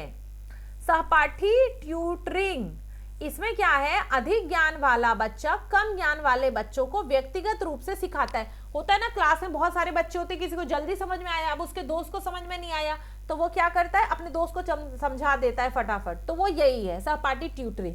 तो जहां एक को क्या होता है? गर्व महसूस होता है, वहीं दूसरा सीख जाता है, ठीक है। फिर ये क्या है? DPEP, district primary education programme, 1994 में आया था। इसका पूर्ण नाम है जिला प्राथमिक शिक्षा कार्यक्रम। इस योजना का उद्देश्य क्या था? विकलांग लड़के लड़कियों, SC ST वर्ग के बच्चे बच्चियों को उनके निवास स्थल के नजदीक शैक्षिक व्यवस्था उपलब्ध कराना, ठीक है।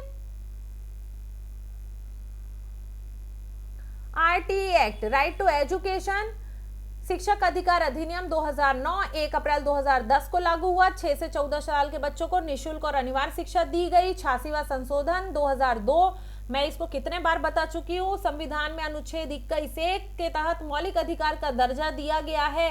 इसको याद कर लो, एग्जाम में पक्का आएगा एक आध क्वेश्चन यहाँ से। फिर इसमें मानसिक बीमारियां जैसे सीजोफ्रेनिया यानी मन का भ्रमित होना, द्विध्रुवी विकार यानी बालक का चित्त बदलना, समझ रहे हैं। इसमें ऑटिज्म के भी 3 प्रकार होते हैं।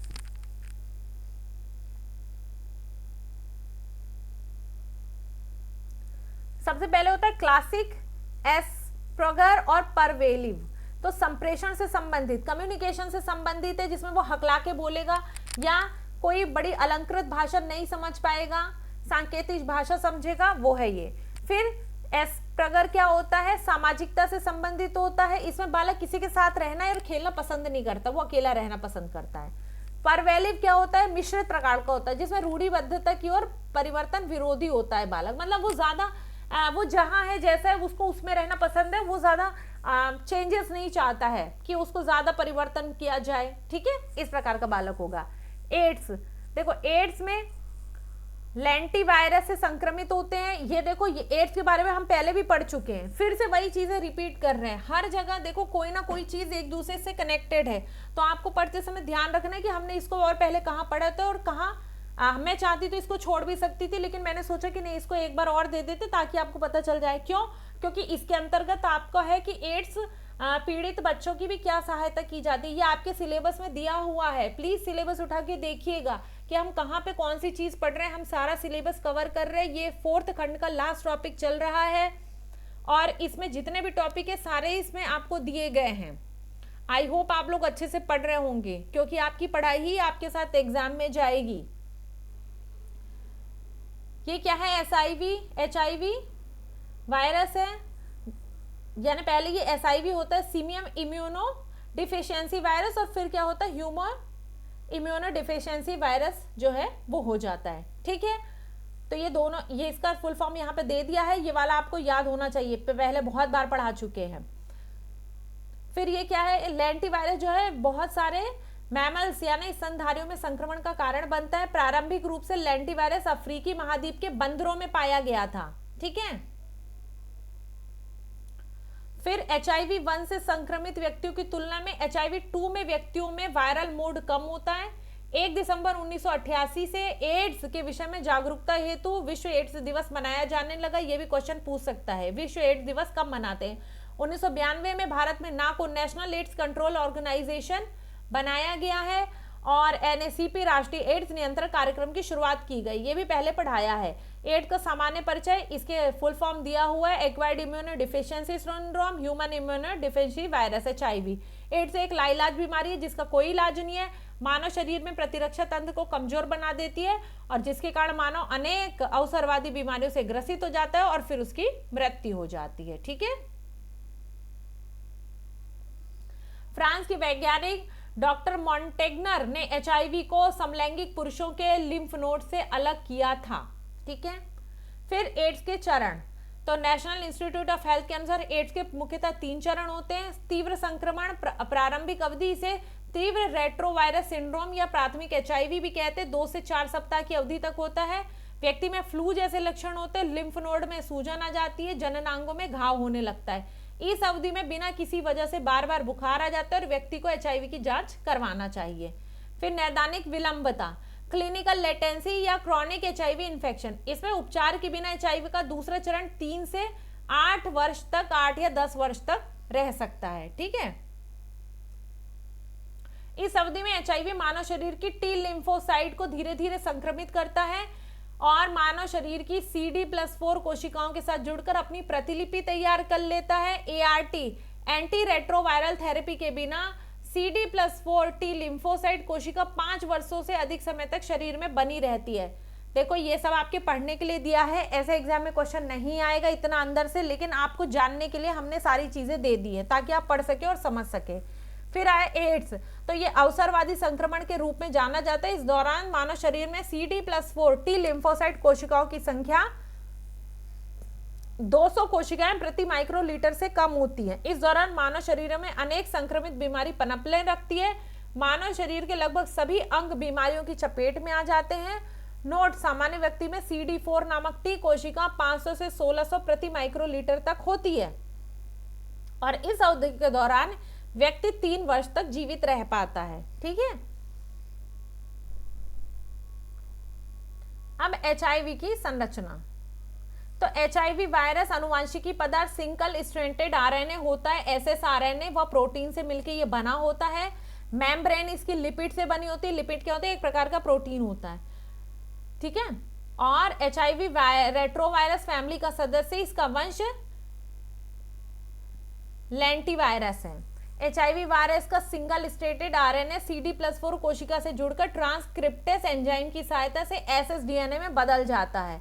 इसकी सहायता से मानव डीएनए के साथ जुड़कर ये अपनी कॉपियां बनाते जाता है। ठीक है, यौन संबंध यानी सेक्सुअल रिलेशन, जब कोई व्यक्ति एक से अधिक साथियों के साथ जो है असुरक्षित यौन संबंध स्थापित करता है तो फिर उसको एड्स का खतरा बढ़ जाता है। ठीक है, मतलब आप बिना किसी प्रोटेक्शन के यदि किसी के साथ मतलब बहुत सारे लोगों के साथ आपका सेक्सुअल रिलेशन है तो फिर ये एड्स का खतरा बढ़ता है। ठीक है, जो व्यक्ति संक्रमित व्यक्ति यदि मान लीजिए किसी को एड्स का संक्रमण है और उसका ब्लड यदि किसी दूसरे व्यक्ति को चढ़ा दिया जाए तो उसको भी ये बीमारी हो जाएगी। फिर जो लोग नशा करते हैं, नशे में जो यानी मान लीजिए किसी को एड्स की बीमारी है तो उससे जो उसके ब्लड से जो संक्रमित सुई है यदि कोई और यूज कर लेता है तो उसको भी एड्स का खतरा हो जाता है। ठीक है,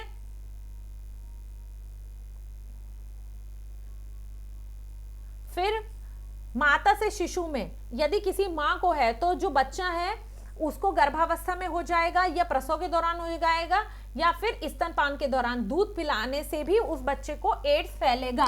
तो इसीलिए यदि किसी माँ को होता है तो सबसे पहले गर्भावस्था में ये जांच कराई जाती है एड्स की, HIV की। ठीक है, संक्रमित तरल पदार्थ ऊतकों के संपर्क में आने से, जैसे टैटू बनवाना, देखो ये भी सुन लो, टैटू बनवाते समय या सैलून में शेविंग कराते समय या नशीली दवाओं के लिए सुइयों का जो वो इस्तेमाल करते हैं आदि से भी HIV वायरस फैलता है। अब सुन लो, यदि मान लीजिए कोई जो टैटू बनवाते तो टैटू बनाने वाले जो है ना वो एक ही वो सिरिंज का सुई का जो इस्तेमाल करते हैं, मान लीजिए उसने किसी को यदि कोई संक्रमित व्यक्ति है और उसको टैटू बनाया और उसके बाद किसी स्वस्थ व्यक्ति को टैटू बना दिया तो वो जिसको दोबारा में टैटू बनाए तो वो स्वस्थ व्यक्ति को भी एड्स हो जाएगा।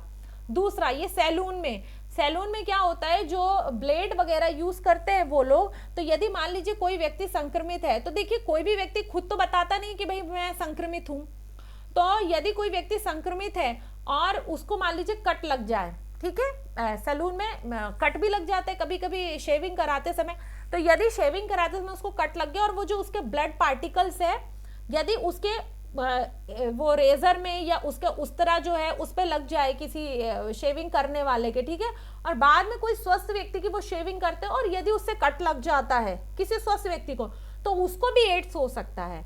इसीलिए शेविंग कराते समय ये सब जो ऐसी जगह जहां पर बहुत सारे लोगों का आना जाना होता है और इस प्रकार की संभावना होती है तो वहां पर क्या करना चाहिए, इस बात का विशेष ध्यान रखना चाहिए। इंजेक्शन लगवाते समय नई सिरिंज और नई नीडल का यूज करें। फिर अगर शेविंग करा रहे हैं तो नई ब्लेड का या साफ उस तरह का यूज करें। ये सारी चीजों का ध्यान रखना चाहिए विशेष तौर पे।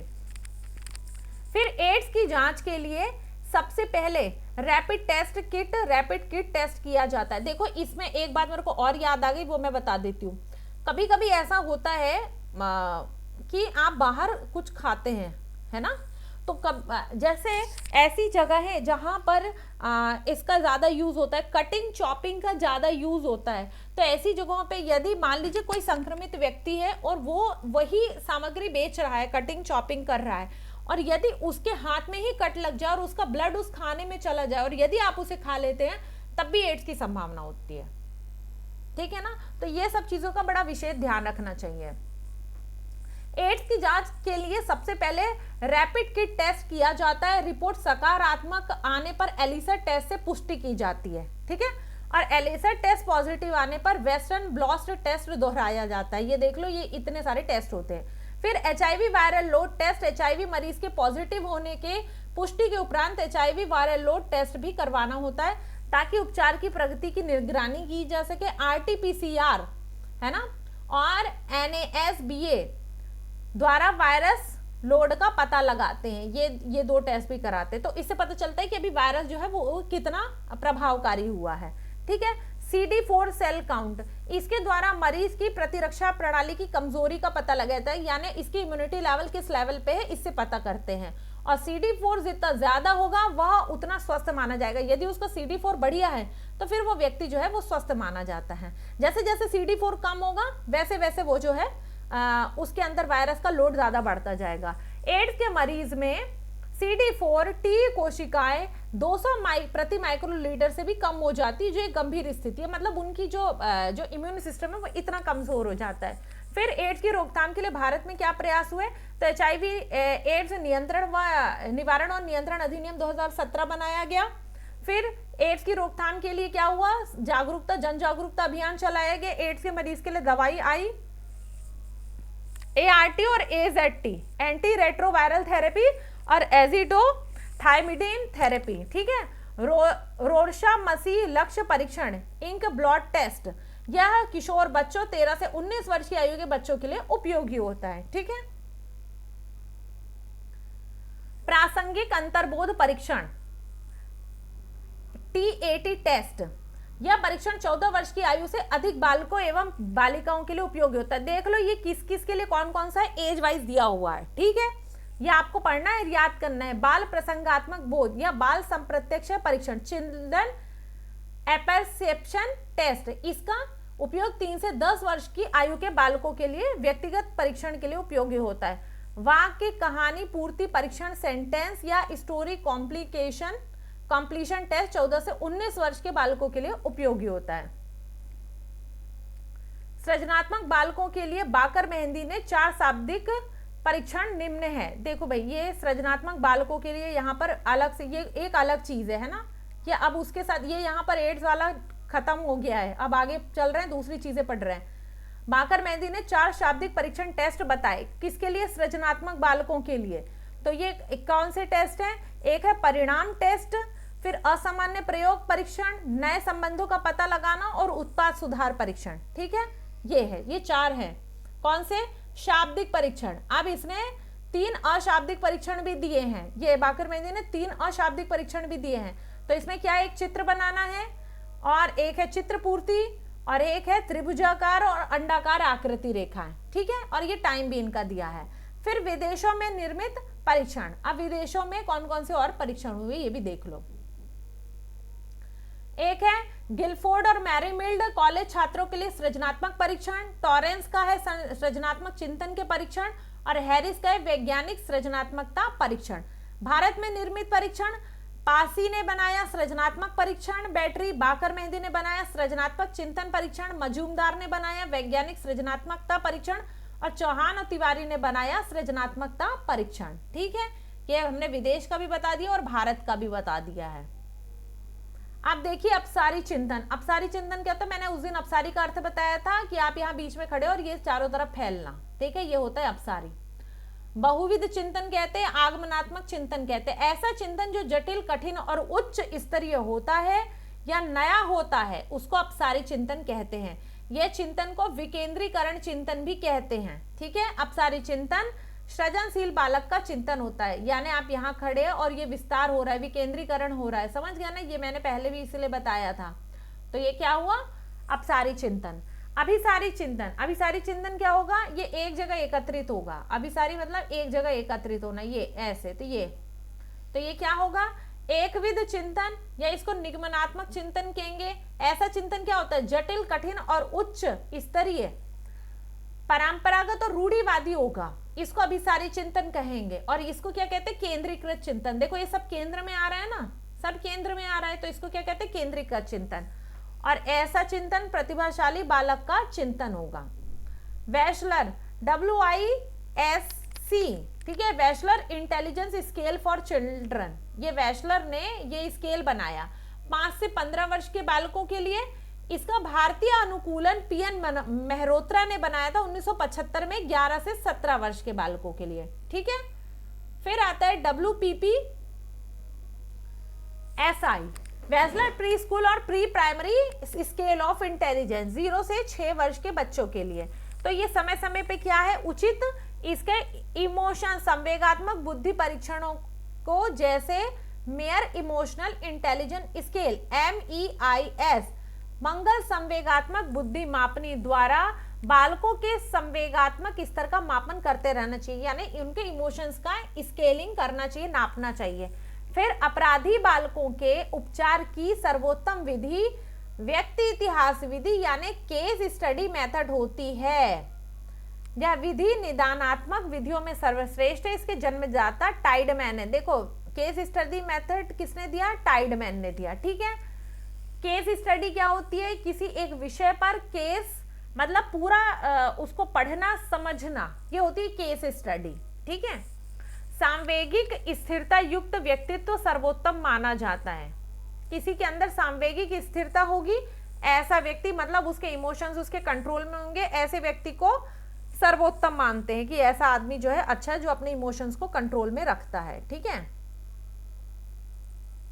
खेल और नाटक विधि के प्रवर्तक मोरेनो थे, मोरेनो। ठीक है। टेराटोन्जेन किसी रोग, दवा या अन्य पर्यावरणीय कारक है जो विकसित होते डिंब, ठीक है, या भ्रूण को हानि पहुंचा सकते हैं एवं शारीरिक वृद्धि का पिछड़ना, विकृति, मानसिक मस्तिष्क की क्षति आदि का कारण बन सकते हैं। ठीक है। पियाजे के अनुसार बच्चों के नैतिक विकास की दो अवस्थाएं हैं, एक नियम पालन की नैतिकता, ठीक है, यानी ये क्या हुई, हेट्रोजीनियस, और एक है रजामंदी की नैतिकता जिसे कहते हैं ऑटोनोमस। ठीक है।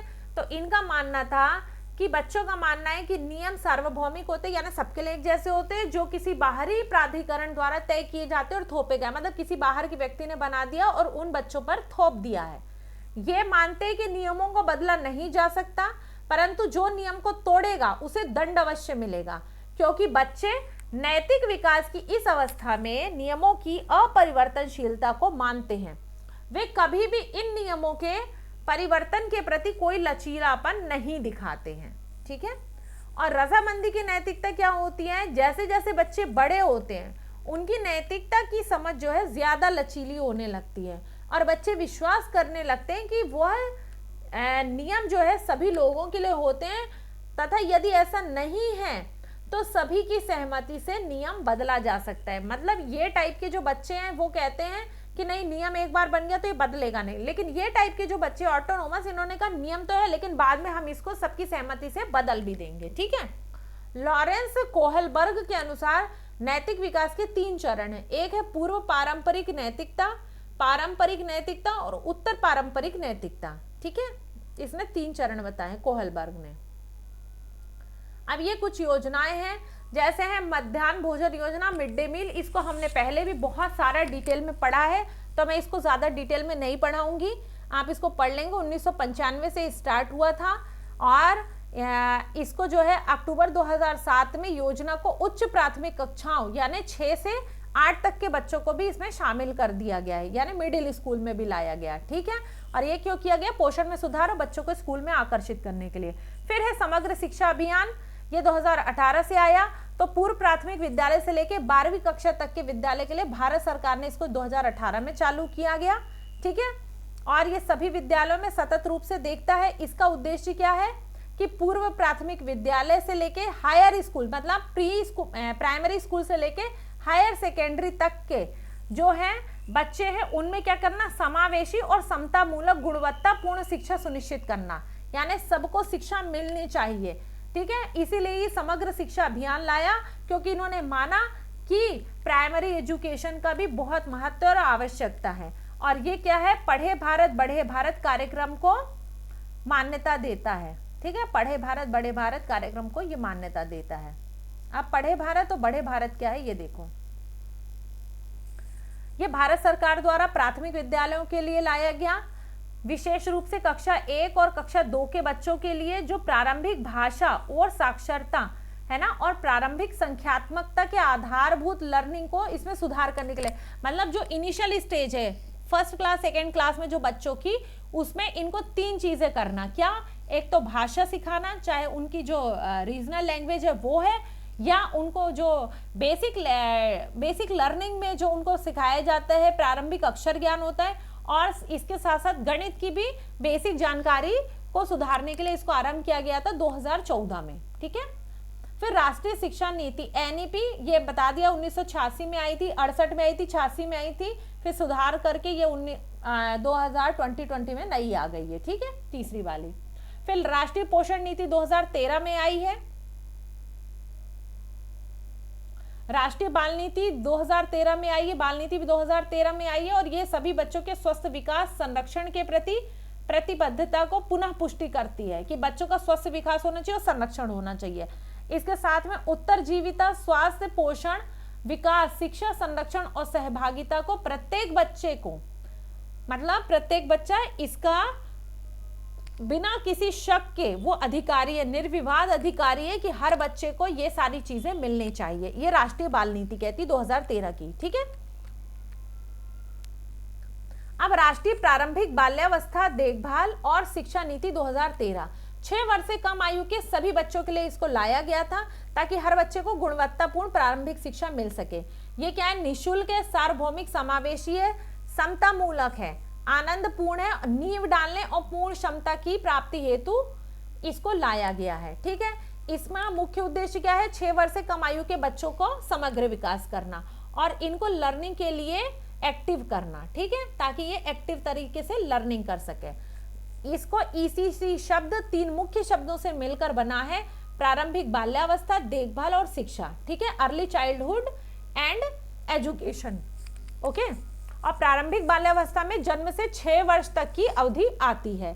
ईसीसी की राष्ट्रीय नीति 2013 के अनुसार विकासात्मक विशेषताओं के आधार पर प्रारंभिक वर्षों की 3 उप अवस्थाएं इन्होंने बताई हैं। ठीक है, इन्होंने अपनी नीति में। अब ये कौन सी उप अवस्थाएं, एक तो जन्म धारण से जन्म, गर्भधारण से जन्म, और जन्म से 3 वर्ष और 3 से 6 वर्ष। ठीक है, इन्होंने 3 बेसिक जो है अवस्था बता दी।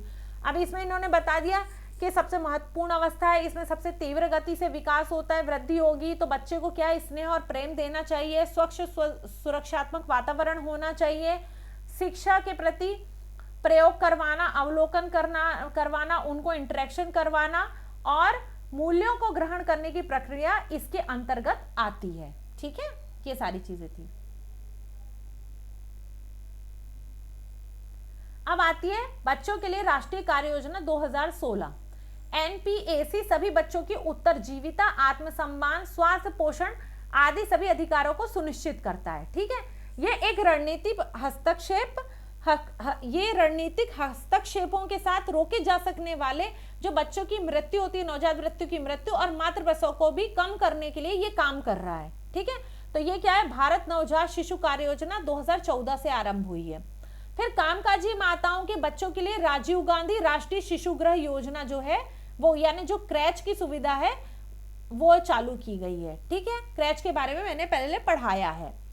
National minimum guideline for setting up and running creches under maternity benefit act 2017। ठीक है, यह है मातृत्व लाभ अधिनियम 2017, इसके अंतर्गत ही क्रैच की स्थापना हुई। ठीक है, और अधिनियम के तहत ये बता दिया है कि 50 से ज्यादा लोग होंगे तो क्रैच की सुविधा होगी। 6 माह से 6 वर्ष तक के बच्चों के लिए ये क्रैच की सुविधा है। ठीक है, फिर राष्ट्रीय प्रारंभिक बाल्यावस्था देखभाल और शिक्षा यानी ईसीसी की रूपरेखा 2013 में आई। ये क्या है, गुणवत्तापूर्ण और उत्कृष्टता के साथ शिक्षा देने का दिशा निर्देश देती है। अब प्रमुख संस्थान देख लो। सामाजिक न्याय और अधिकारिता मंत्रालय के अंतर्गत 2 विभाग है, पहला सामाजिक न्याय है और दूसरा क्या है, अधिकारिता विभाग है, तो दूसरा दिव्यांगजन सशक्तिकरण विभाग है। ठीक है, फिर दिव्यांगजन विभाग के अंतर्गत 9 राष्ट्रीय संस्थान कार्यरत है। ये राष्ट्रीय संस्थान जो है ध्यान रखना कि कहां पर कौन सा, ये याद कर लेना। ओके, ये संस्थान देख लो, सारे लिखे। राष्ट्रीय दृष्टि दिव्यांगजन सशक्तिकरण संस्थान देहरादून में है। अली यावर जंग राष्ट्रीय वाक एवं श्रवण दिव्यांग संस्थान मुंबई में है। राष्ट्रीय बौद्धिक दिव्यांगजन ये सिकंदराबाद में है। बहुदिव्यांगता चेन्नई में है। राष्ट्रीय विवेकानंद राष्ट्रीय पुनर्वास प्रशिक्षण और अनुसंधान संस्थान कटक में है। लोकोमोटर दिव्यांगजन संस्थान कोलकाता में है। राष्ट्रीय शारीरिक दिव्यांगजन संस्थान दीनदयाल उपाध्याय वाला नई दिल्ली में है। सांकेतिक भाषा अनुसंधान संस्थान और प्रशिक्षण के नई दिल्ली में, और राष्ट्रीय मानसिक स्वास्थ्य और पुनर्वास संस्थान सीहोर मध्य प्रदेश में है। सीहोर मध्य प्रदेश वाला तो और अच्छे से याद कर लेना, पर बाकी भी पढ़ लेना, कुछ भी पूछ सकते हैं एग्जाम में। जो लोग क्लास छोड़ के जाना चाहते हैं वो जा सकते हैं, रिकॉर्डिंग उनको मिल जाएगी, है ना। संकोच में मन को कसमसा कर ना बैठे। ओके,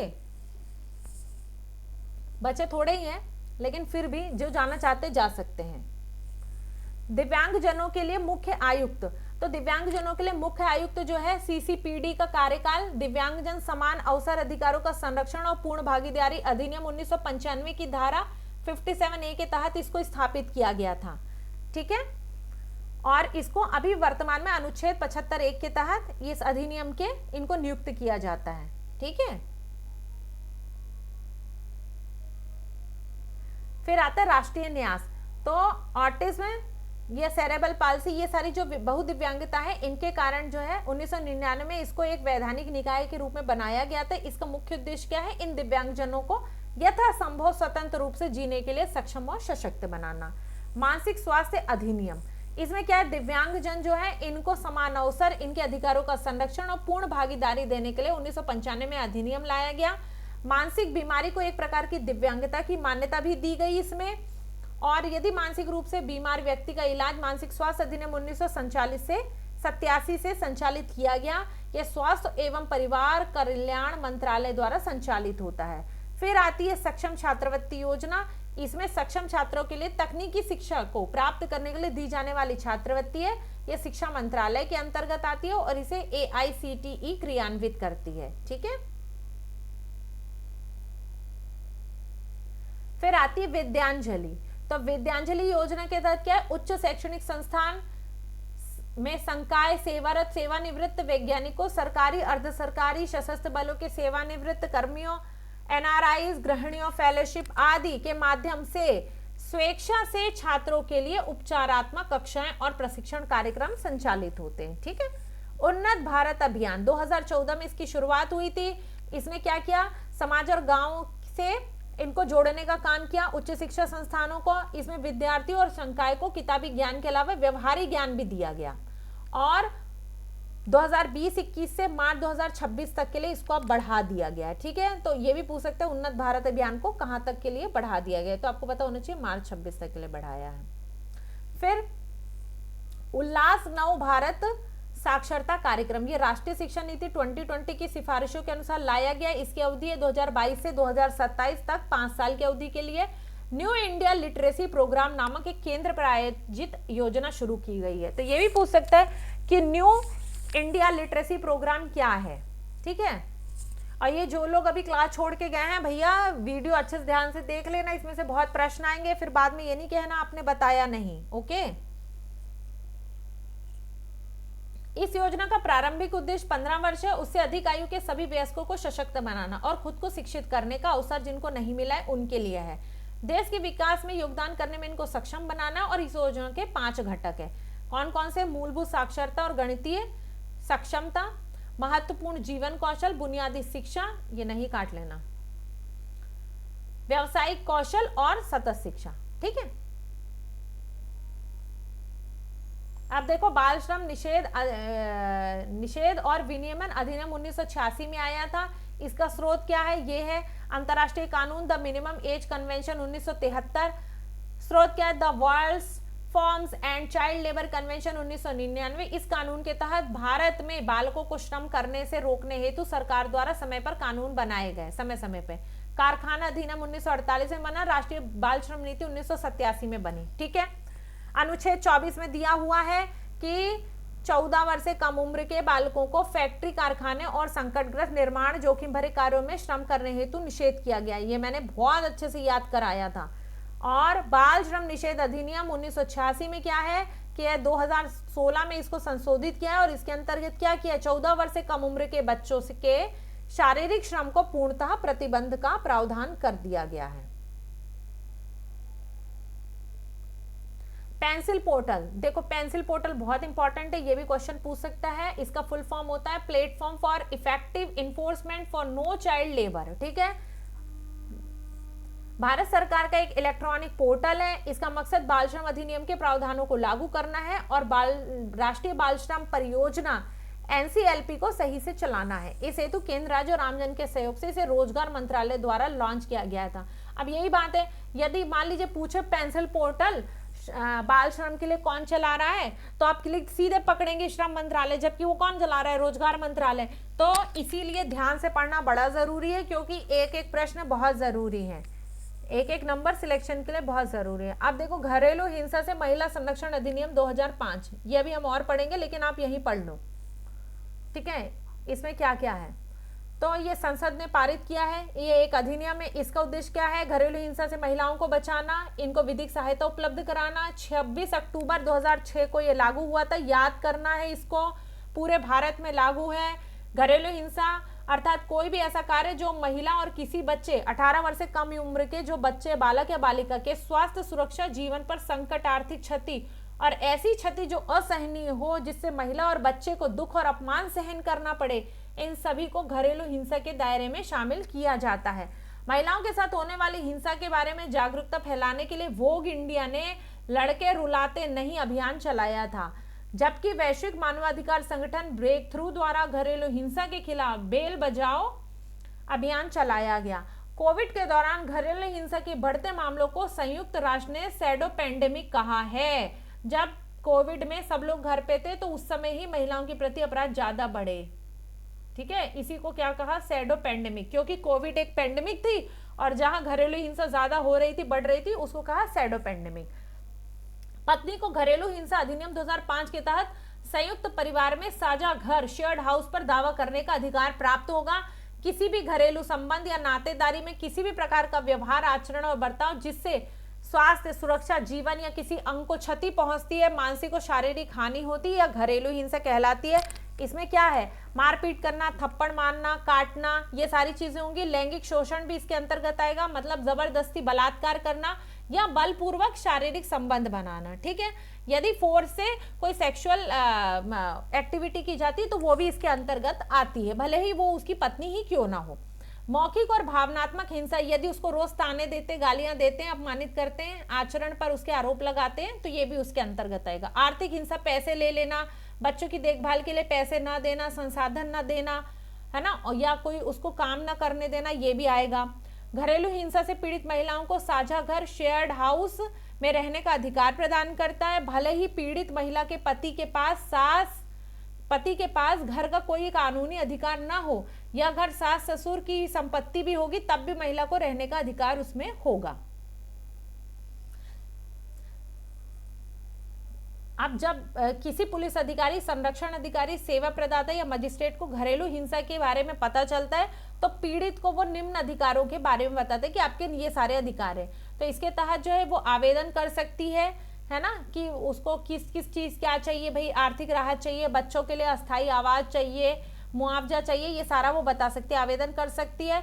इसको सेवा प्रदाताओं की सहायता ले सकती है, पीड़ित संरक्षण अधिकारी से संपर्क कर सकती है, निःशुल्क विधि सहायता मिल सकती है। घरेलू हिंसा का सबसे व्यापक प्रभाव बच्चों पर पड़ता है और सीटी स्कैन से पता चलता है कि जिन बच्चों ने घरेलू हिंसा में अपना जीवन बिताया है उनके मस्तिष्क का कॉर्पस कॉलोसम और हिप्पोकैम्पस नामक भाग सिकुड़ जाता है। मतलब बचपन से ही यदि उनको जो है प्यार भरा और माहौल नहीं मिलता है, तो और ये इस टाइप के माहौल में वो रहते हैं जहाँ पे हिंसा होती है, तो उनके जो है ये दोनों भाग जो है ये सिकुड़ जाते हैं। इससे क्या होता है, इनका जो सीखना, इनका जो संज्ञानात्मक क्षमता और भावात्मक जो विकास होना चाहिए, उनकी शक्ति जो है प्रभावित हो जाती है। फिर सती प्रथा अधिनियम 1987, ये 1988 पे लागू हुआ था। ये क्या है, सदियों से चली आ रही कुप्रथा, सती प्रथा को समाप्त करने के लिए यह अधिनियम लाया गया था। ठीक है, वैसे तो राजा राम मोहन राय द्वारा 1829 में विलियम बेंटी के सहयोग से इसे अघोषित करवाया गया था। ठीक है,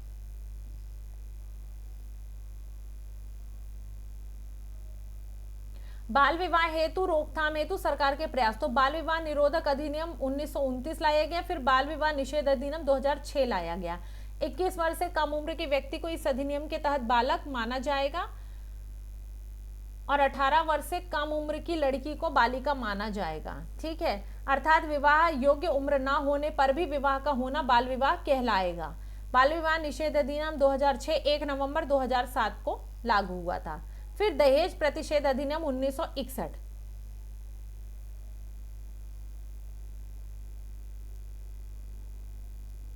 एक जुलाई 1961 से लागू हुआ, दहेज कुप्रथा से को प्रतिबंधित करने के लिए। ठीक है, फिर कार्यस्थल पर महिलाओं का यौन उत्पीड़न रोकथाम निषेध निवारण अधिनियम 2013 है, ये 23 अप्रैल 2013 से लागू हुआ। इसमें अनुच्छेद 15, संविधान के अनुच्छेद 15 के तहत को स्वशक्ति प्राप्त है। सेफ सिटी कार्यक्रम इसी के लिए चलाया गया था। निर्भया फंड के अंतर्गत महिला एवं बाल विकास एवं गृह मंत्रालय की संयुक्त पहल है सेफ सिटी कार्यक्रम। ठीक है, मध्य प्रदेश राज्य समाज कल्याण बोर्ड, इसकी स्थापना 1956 में हुई थी। इसका मुख्यालय भोपाल में है। संबद्ध मंत्रालय महिला बाल विकास मंत्रालय, और इसका उद्देश्य क्या है, समाज में महिलाओं और बच्चों के कल्याण, विकास और सशक्तिकरण के लिए कार्य करना। ठीक है, अब कामकाज महिला वसति गृह सखी निवास, ये भी बहुत अच्छे से मैंने पढ़ाया है, ठीक है, मिशन शक्ति के साथ हमने ये बताया था। जुलाई 2022 से स्थापना हुई। संबद्ध विभाग क्या है? महिला एवं बाल विकास विभाग। कामकाजी महिला कर्मियों, कॉलेज में अध्ययनरत छात्राओं को शहरों में रहने के लिए सुरक्षित आवासीय सुविधा उपलब्ध कराना। पहले इस योजना को वसति गृह के नाम से जाना जाता था, लेकिन 2022 में इसको क्या कहा? सखी निवास कहा। पालना योजना यानी क्रेडल बेबी स्कीम, कामकाजी महिलाओं के लिए 2022 में मिशन शक्ति के तहत पूर्व संचालित क्रेच योजना को पालना योजना के नाम से संचालित किया गया। मतलब योजना जो पहले से थी उसका नाम बदल के पालना योजना कर दिया, ठीक है। अब ये देख लो, मंगल दिवस में सुपोषण दिवस है पहला, गोद भराई है, फिर अन्नप्राशन है, फिर चौपाल, बाल चौपाल, किशोरी दिवस, लालिमा दिवस, ठीक है।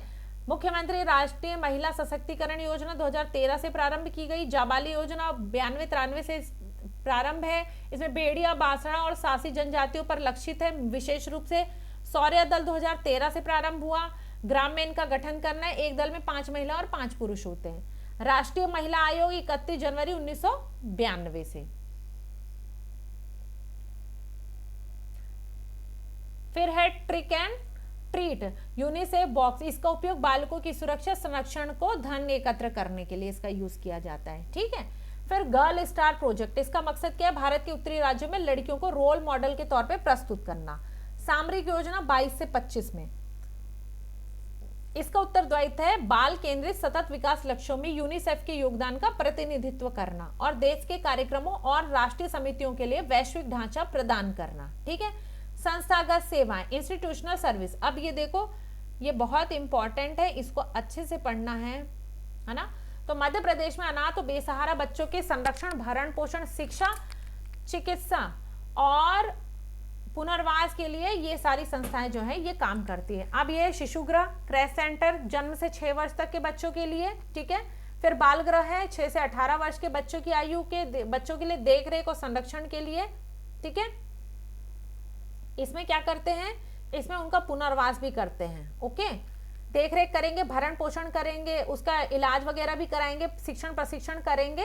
और प्रदेश में ऐसे 58 बाल गृह संचालित है। फिर है खुला आश्रय है, ओपन शेल्टर होम, इसमें क्या है? 18 वर्ष तक के बच्चों को रखते हैं जो बेघर और फुटपाथ पे घूमने वाले बच्चे होते हैं, जो भीख मांगते हैं, है ना। इन सबको जीवन कौशल व्यक्तित्व विकास के लिए कार्य करते हैं। मध्य प्रदेश में ऐसे 11 खुले आश्रय गृह हैं।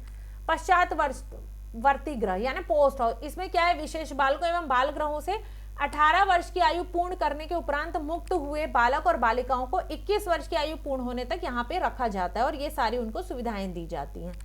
इसमें किशोर और किशोरियों का सामाजिक और व्यावसायिक पुनर्वास किया जाता है। फिलहाल में ऐसे 2 गृह हैं, ठीक है, पश्चातवर्ती गृह। फिर आते संप्रेषण गृह। संप्रेषण गृह क्या है? विधि का उल्लंघन करने वाले 18 वर्ष से कम उम्र के किशोरों को यहाँ पे रखा जाता है जिनको जमानत नहीं होती है। किशोर न्याय बोर्ड में प्रकरण इनके विचाराधीन होते हैं। यहाँ पर भी सारी सुविधाएं होती है, भरण पोषण, चिकित्सा, उपचार, शिक्षण प्रशिक्षण। और फिलहाल में ऐसे 18 गृह हैं। फिर विशेष गृह होते हैं, स्पेशल होम्स। इसमें क्या होते हैं? किशोर न्याय बोर्ड के अनुसार जिनको दोष सिद्ध करार दे दिया जाता है, यानी जिन्होंने कोई अपराध किया होता है और उन्हें सजा हो जाती है, तो इनमें किशोरों को रखा जाता है। ऐसे 3 गृह हैं यहाँ पर मध्य प्रदेश में, ठीक है। और इसमें क्या करते हैं? इनका शिक्षण प्रशिक्षण, उपचार, कौशल प्रशिक्षण और पुनर्वास की सुविधाएं इनको देते हैं, ठीक है। फिर आते हैं गैर संस्थागत सेवाएं। तो इसमें नॉन इंस्टीट्यूशनल सर्विसेज, इसमें क्या होता है? बालकों हेतु ऐसे परिवारों में भरण पोषण, चिकित्सा और शिक्षा सेवा, स्थायी परिवार उपलब्ध कराने हेतु गैर संस्थागत सेवाएं भी दी जाती हैं, ठीक है। जैसे कि पहला क्या है? अडॉप्शन। तो इसमें क्या है? कोई बच्चा है, उसको कोई दंपत्ति यदि गोद लेना चाहती है तो इसके लिए मध्य प्रदेश दत्तक ग्रहण एजेंसी द्वारा ये संचालित होते हैं, ठीक है। इसमें क्या है? केंद्रीय दत्तक ग्रहण अधिनियम विनियम 2022 के प्रावधान की तरफ बच्चे को गोद ले सकते हैं और गोद लेने वाले परिवार की जिम्मेदारी होती है कि वो बालक का पालन पोषण करे, संरक्षण दे। 2020 में महिला एवं बाल विकास द्वारा इस तरह के पालन पोषण हेतु फॉस्टर केयर दिशा 2020 भी तैयार किया गया था, ठीक है।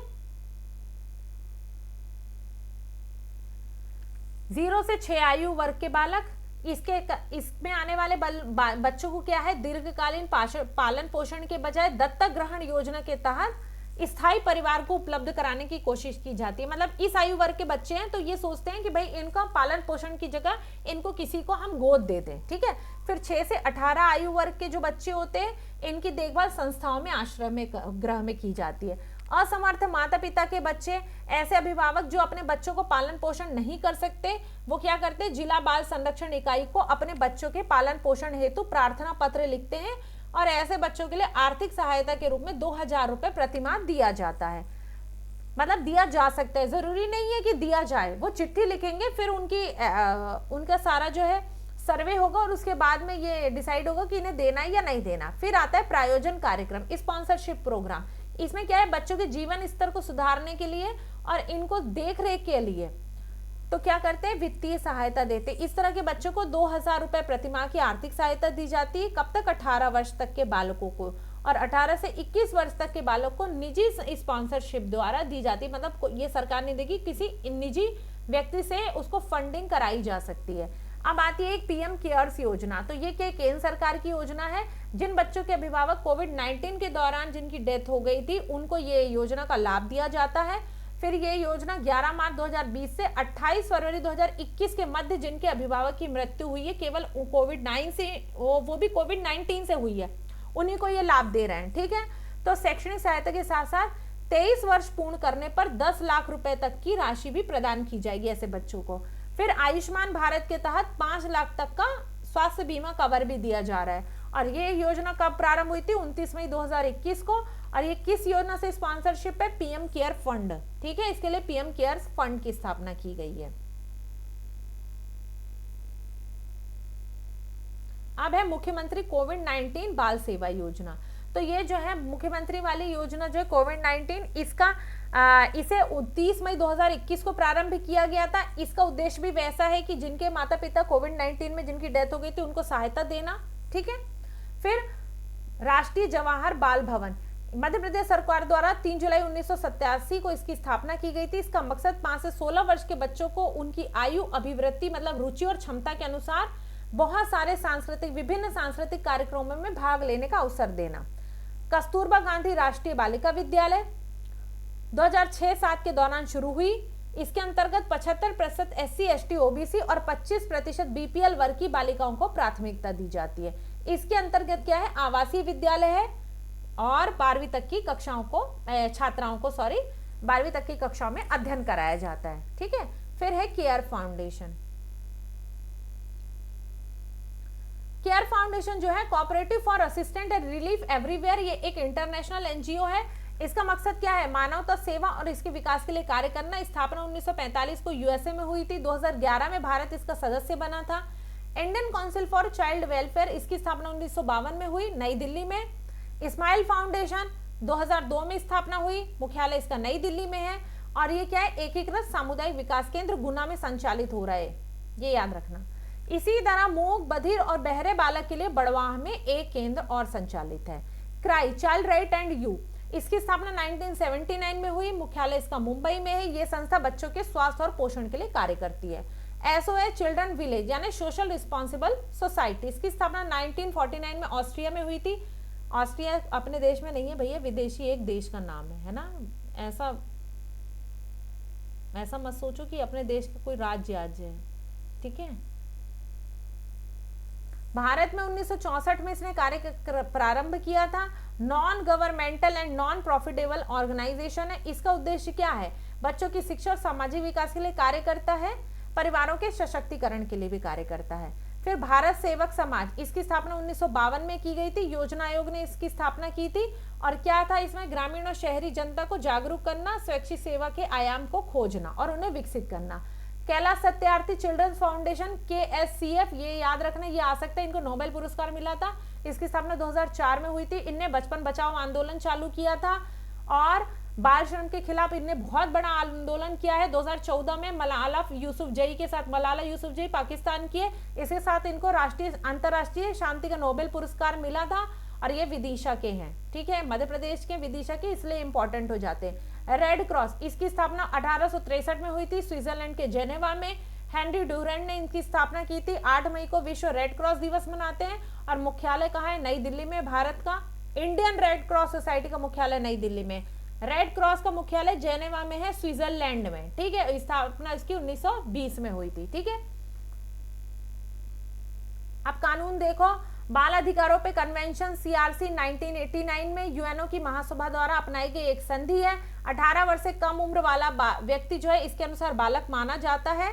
यह बालकों के राजनीतिक, आर्थिक, नागरिक, सामाजिक, सांस्कृतिक और शैक्षणिक अधिकारों को निर्धारित करता है कि एक बच्चे के कौन कौन से अधिकार हैं, ये बताता है। 1990 में यह लागू हुआ था, लेकिन भारत ये संधि में 1992 में जुड़ा था। किशोर न्याय अधिनियम 1986 में, जेजे एक्ट 1986 में है। इसके अंतर्गत क्या है, संयुक्त राष्ट्र घोषणा 1959 को मानक को अपनाया गया और इसे स्पष्ट किया गया कि 18 वर्ष तक के किशोर को बालक माना जाएगा। 18 वर्ष से कम उम्र में यदि कोई बालक किसी आपराधिक गतिविधि में लिप्त पाया जाता है तो उसको वयस्कों में कारावास नहीं दिया जाएगा, मतलब इसको बड़ों के साथ अंदर नहीं रखा जाएगा, अलग इसके लिए बनाया जाएगा, ठीक है। फिर ऐसे बालकों को कहाँ रखते हैं, किशोर सुधार गृह में रखते हैं, ओके। और इसमें बालक, अपराधी बालक और अवहेलित बालक दोनों को जांच के दौरान एक ही स्थान पर रखे जाने का उपबंध किया गया है। किशोर न्याय अधिनियम 2000 में आया, जेजे एक्ट, ये 1986 का संशोधित रूप है। पहले 1986 में आया था, फिर यहाँ पे संशोधित किया, ठीक है। पहली बार कानून का उल्लंघन करने वाले बालक को जांच के दौरान अलग रखे जाने का प्रावधान किया गया। इसमें स्पष्ट किया गया कि अपराधी किशोरों को अलग रखा जाएगा। अपराधी प्रवृत्ति के बालकों को किशोर न्याय बोर्ड द्वारा नियंत्रित किया जाता है। बाल कल्याण समिति देखभाल और सुरक्षा की आवश्यकता वाले बालकों को देखभाल और सुरक्षा की सुविधा भी देता है, ठीक है। किशोर न्याय अधिनियम 2015 में आया, ये 2000 का प्रतिस्थापित रूप है। इसमें जघन्य अपराध में लिप्त 16 से 18 वर्ष के किशोरों को भी वयस्क माना गया। जघन्य अपराध का आशय हत्या और बलात्कार जैसे गंभीर अपराधों से, यदि 16 से 18 वर्ष का कोई व्यक्ति ऐसा अपराध करता है तो उसको किशोर नहीं वयस्क ही माना जाएगा और वयस्क के नियमों के हिसाब से उसको दंड दिया जाएगा। फिर किशोर न्याय बाल संशोधन अधिनियम 2021 में पारित किया गया। पॉक्सो एक्ट 2012 में आया है। Prevention of children from sexual offence act 2012, ठीक है। इसको यौन अपराधों से बच्चों का संरक्षण अधिनियम 2012 कहते हैं। 14 नवंबर 2012 को लागू हुआ था। यूएनओ की बाल अधिकारों को लेकर हुई कन्वेंशन के समर्थन में इसको लाया गया। 18 से कम उम्र के व्यक्ति को इस अधिनियम के तहत बालक माना जाएगा। प्रत्येक बालक को इस अधिनियम के तहत यौन दुर्व्यवहार और शोषण से सुरक्षा पाने का अधिकार है एवं लिंग के आधार पर कानून उनके साथ किसी प्रकार का भेदभाव नहीं करेगा। इस सिलसिले में जो बाल पोर्नोग्राफी सामग्री होती है, इसे संग्रहण को अब एक नया अपराध बना दिया गया है। क्या बच्चों के साथ जो सेक्सुअल एक्टिविटी जो मतलब ये इस टाइप के वीडियो वगैरह जो होते हैं, अगर वो ये कोई रखता है, देखता है, तो इस पे भी ये अपराध माना जाएगा। और पॉक्सो एक्ट में 2019 के दौरान यौन शोषण के मामले में मृत्यु दंड जैसे कठोर दंड के प्रावधान के साथ संशोधित किया गया है। इसके लिए 2020 में नए नियम अधिसूचित भी किए गए हैं। एनसीपीसीआर और एनसीपीसीआर इस अधिनियम के क्रियान्वयन और निगरानी के लिए जिम्मेदार है, ठीक है ना, यानी एनसीपीसीआर और एससीपीसीआर, ठीक है। और इसमें एक चीज और बताऊं, जो छोटे बच्चों के साथ जो लड़कियों के साथ जो एब्यूजेस होते हैं या बलात्कार होते हैं, वो उन सब में भी ये पॉक्सो एक्ट के अंतर्गत ही जो अपराधी है उस पर कार्रवाई होती है, ठीक है।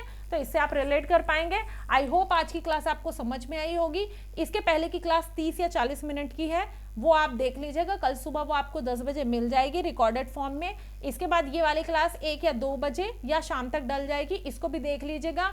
जो लोग जा चुके हैं, मेरा रिक्वेस्ट है आप क्लास को अच्छे से देखें। यदि आप देखेंगे नहीं, पढ़ेंगे नहीं, समझेंगे नहीं, तो फिर एग्जाम में बड़े मुश्किल होगी।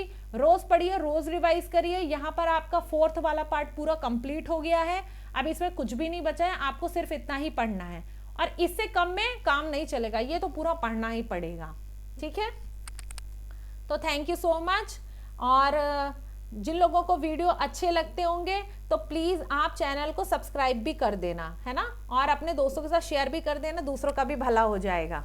ओके, और थैंक यू आपके रिएक्शंस के लिए।